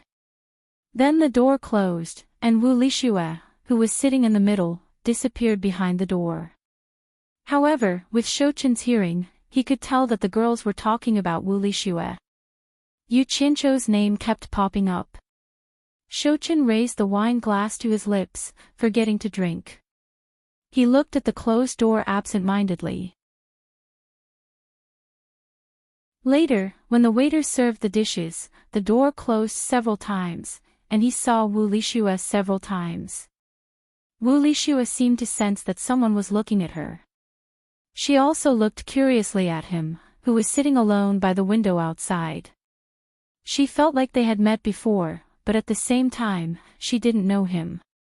The crow on Wu Lixue's shoulder had its eyes closed most of the time. It would open occasionally, but it seemed to be dozing off most of the time. It didn't leave Wu Lixue's shoulder at all. After the dishes and wine were served, the door to the private room was gently closed by the waiter. It didn't open for a long time, and only the chattering could be heard from inside. Shouchen let out a soft sigh and drank the wine he had raised to his lips. When he refilled his wine, he realized that the wine in the flask had already been emptied. He called for the waiter to bring a few flasks of wine. When the waiter came down with the wine, he shook his head. He thought that this was another person drowning his sorrows in wine. This kind of person was common. Sister Lishue, Yu Qianqiu hasn't come to see you for so many years. What has he been doing? I don't know either. Sister Lishue, if Yu Qianqiu comes next time, you must bring us to see him. He. The #1 expert in the world. I heard that he's very powerful. So many people are afraid of him. Shouchen, who was drinking alone, suddenly froze. He suddenly turned to look at the closed door and narrowed his eyes. This conversation immediately attracted his attention. Immediately inside the private room, a group of ladies who acted like reserved ladies in front of outsiders had already revealed their true colors. They toasted each other and drank happily. Their aura wasn't any weaker than that of the men. Wu Lishue's innocent nature also broke out when she was in the mood to drink. The trace of sadness between her eyebrows turned into high spirits. She rolled up the sleeves of her hands, revealing a pair of white and tender arms that were like pink lotus roots. She happily joined the ranks of the people who were pouring wine into each other's mouths. It could be seen that this group of ladies had done such crazy things behind the backs of their elders. However, the crow suffered. It didn't seem to have a good impression of the wine. It jumped on Wu Lishue's shoulder and used its butt to express its protest to everyone. Miss Wu Lishue, do you want to know why Yu Qianqiu hasn't come to see you for so many years? Do you want to know where Yu Qianqiu is right now? Do you want to know what he's doing now? I'm Yu Qianqiu's friend. I just came back from Yu Qianqiu's place. If you want to know anything about Yu Qianqiu, I'll stay in the forest in the west for a short while before I leave. Remember, Yu Qianqiu is currently doing something important. It's not convenient for too many people to know about it. It's best if you come alone quietly and don't alarm others. I won't wait for you if you're late. The sudden sound transmission caused Wu Lishue, who was having a great time, to be startled. Someone immediately asked, Sister Lishue, what's wrong? Nothing. Wu Lishue shook her head. However, she quickly left the banquet and opened the door. She saw that the table facing the window was empty, but the person sitting by the window was gone. Could it be that he was the one who sent the voice transmission just now? Wu Lishue muttered to herself. She silently closed the door and sat back at the banquet. She frowned and pondered. A few of her drinking friends noticed her abnormality and asked, what's wrong? Wu Lishue glanced at the few of them and muttered, I want to go out into the forest alone, but I don't want anyone to recognize me. Does anyone have any ideas? The women looked at each other with understanding expressions. As Yu Qianqiu hadn't come to see Wu Lishue for a long time, Wu Lishue was often depressed. Because of this, the family sent them to think of ways to accompany Wu Lishue. The women mistakenly thought that Wu Lishue wanted to go out alone to relax. They didn't think much of it. You're going out alone. I'm afraid it's not safe. It's better for us to accompany you. Someone voiced out their concerns. Subsequently, someone else added, that's right. If something were to happen to you, it might provoke Yu Qianqiu to come and punish us. With your famous temper, our Wu clan wouldn't be able to bear it. Wu Lishue had a naive temperament, but she wasn't a fool. She knew what everyone was worried about. Because of Yu Qianqiu, the Wu clan's glorious future was all pinned on her. The entire Wu clan treated her like a pearl in their palm and wouldn't let her take any risks. However, after thinking about it, she felt that nothing would happen. It was also because of Yu Qianqiu. Who in the world would dare to touch her? She paused for a moment and said, I can't think of anyone who would harm me, and I don't think anyone would dare to do so. I'm just going to take a walk around the Wu clan and we'll be back soon. Nothing will happen. The women looked at each other and felt that it was true. With Yu Qianqiu's current power and cultivation, would anyone dare to touch Wu Lishue? No one would dare to do so even if they had 100 guts. But if the clan knows that we let you go out alone, all of us will be punished. Someone whispered, but from the tone, it could be heard that they were already relieved. It doesn't matter. I will go out for a walk quietly and will be back soon. No one will find out. Even if someone finds out and the clan punishes all of you, I will definitely come forward and plead for leniency for all of you. I guarantee that nothing will happen to all of you. Wu Lishua confidently patted her big chest like a man. Her naive temperament was undoubtedly revealed. The women were originally in a dilemma. They didn't dare to go against the clan's instructions, but they also didn't want to make Wu Lishua unhappy.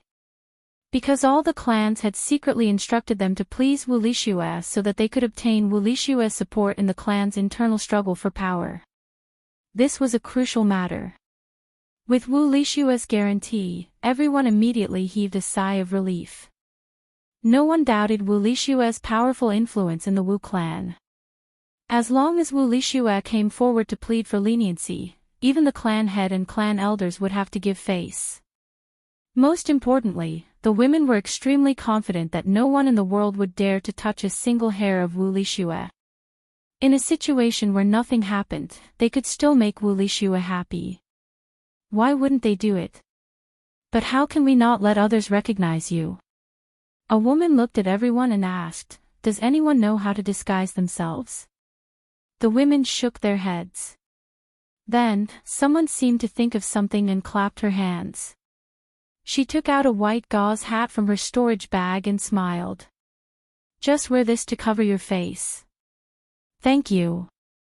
Wu Lishua's eyes lit up.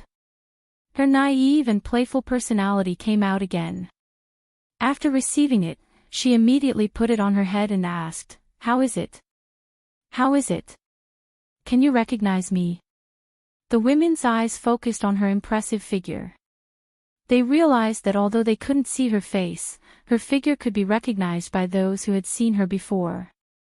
Wu Lishua followed everyone's gaze and looked at herself. She immediately pouted and understood. I have a way. Another person happily clapped his hands and took out a black female shawl robe from his storage pouch. He handed it over and said, you just need to wear this. With a veil on your head, no one will be able to recognize you. Wu Lishua took it and immediately tried it on. The women cheered after seeing it and confirmed that it worked. No one would be able to recognize her. However, there was still a slightly older person who was worried. Younger sister Lishua, don't take too long. Go and come back quickly. You're tuning into the LoveLore Library YouTube channel. We're so grateful for your support and don't forget to subscribe to join us on this incredible journey through captivating stories. Your generosity through donations truly makes a world of difference, as it's the primary source of revenue that allows me to expand and enhance this channel for you. Thank you from the bottom of my heart for being a part of this adventure.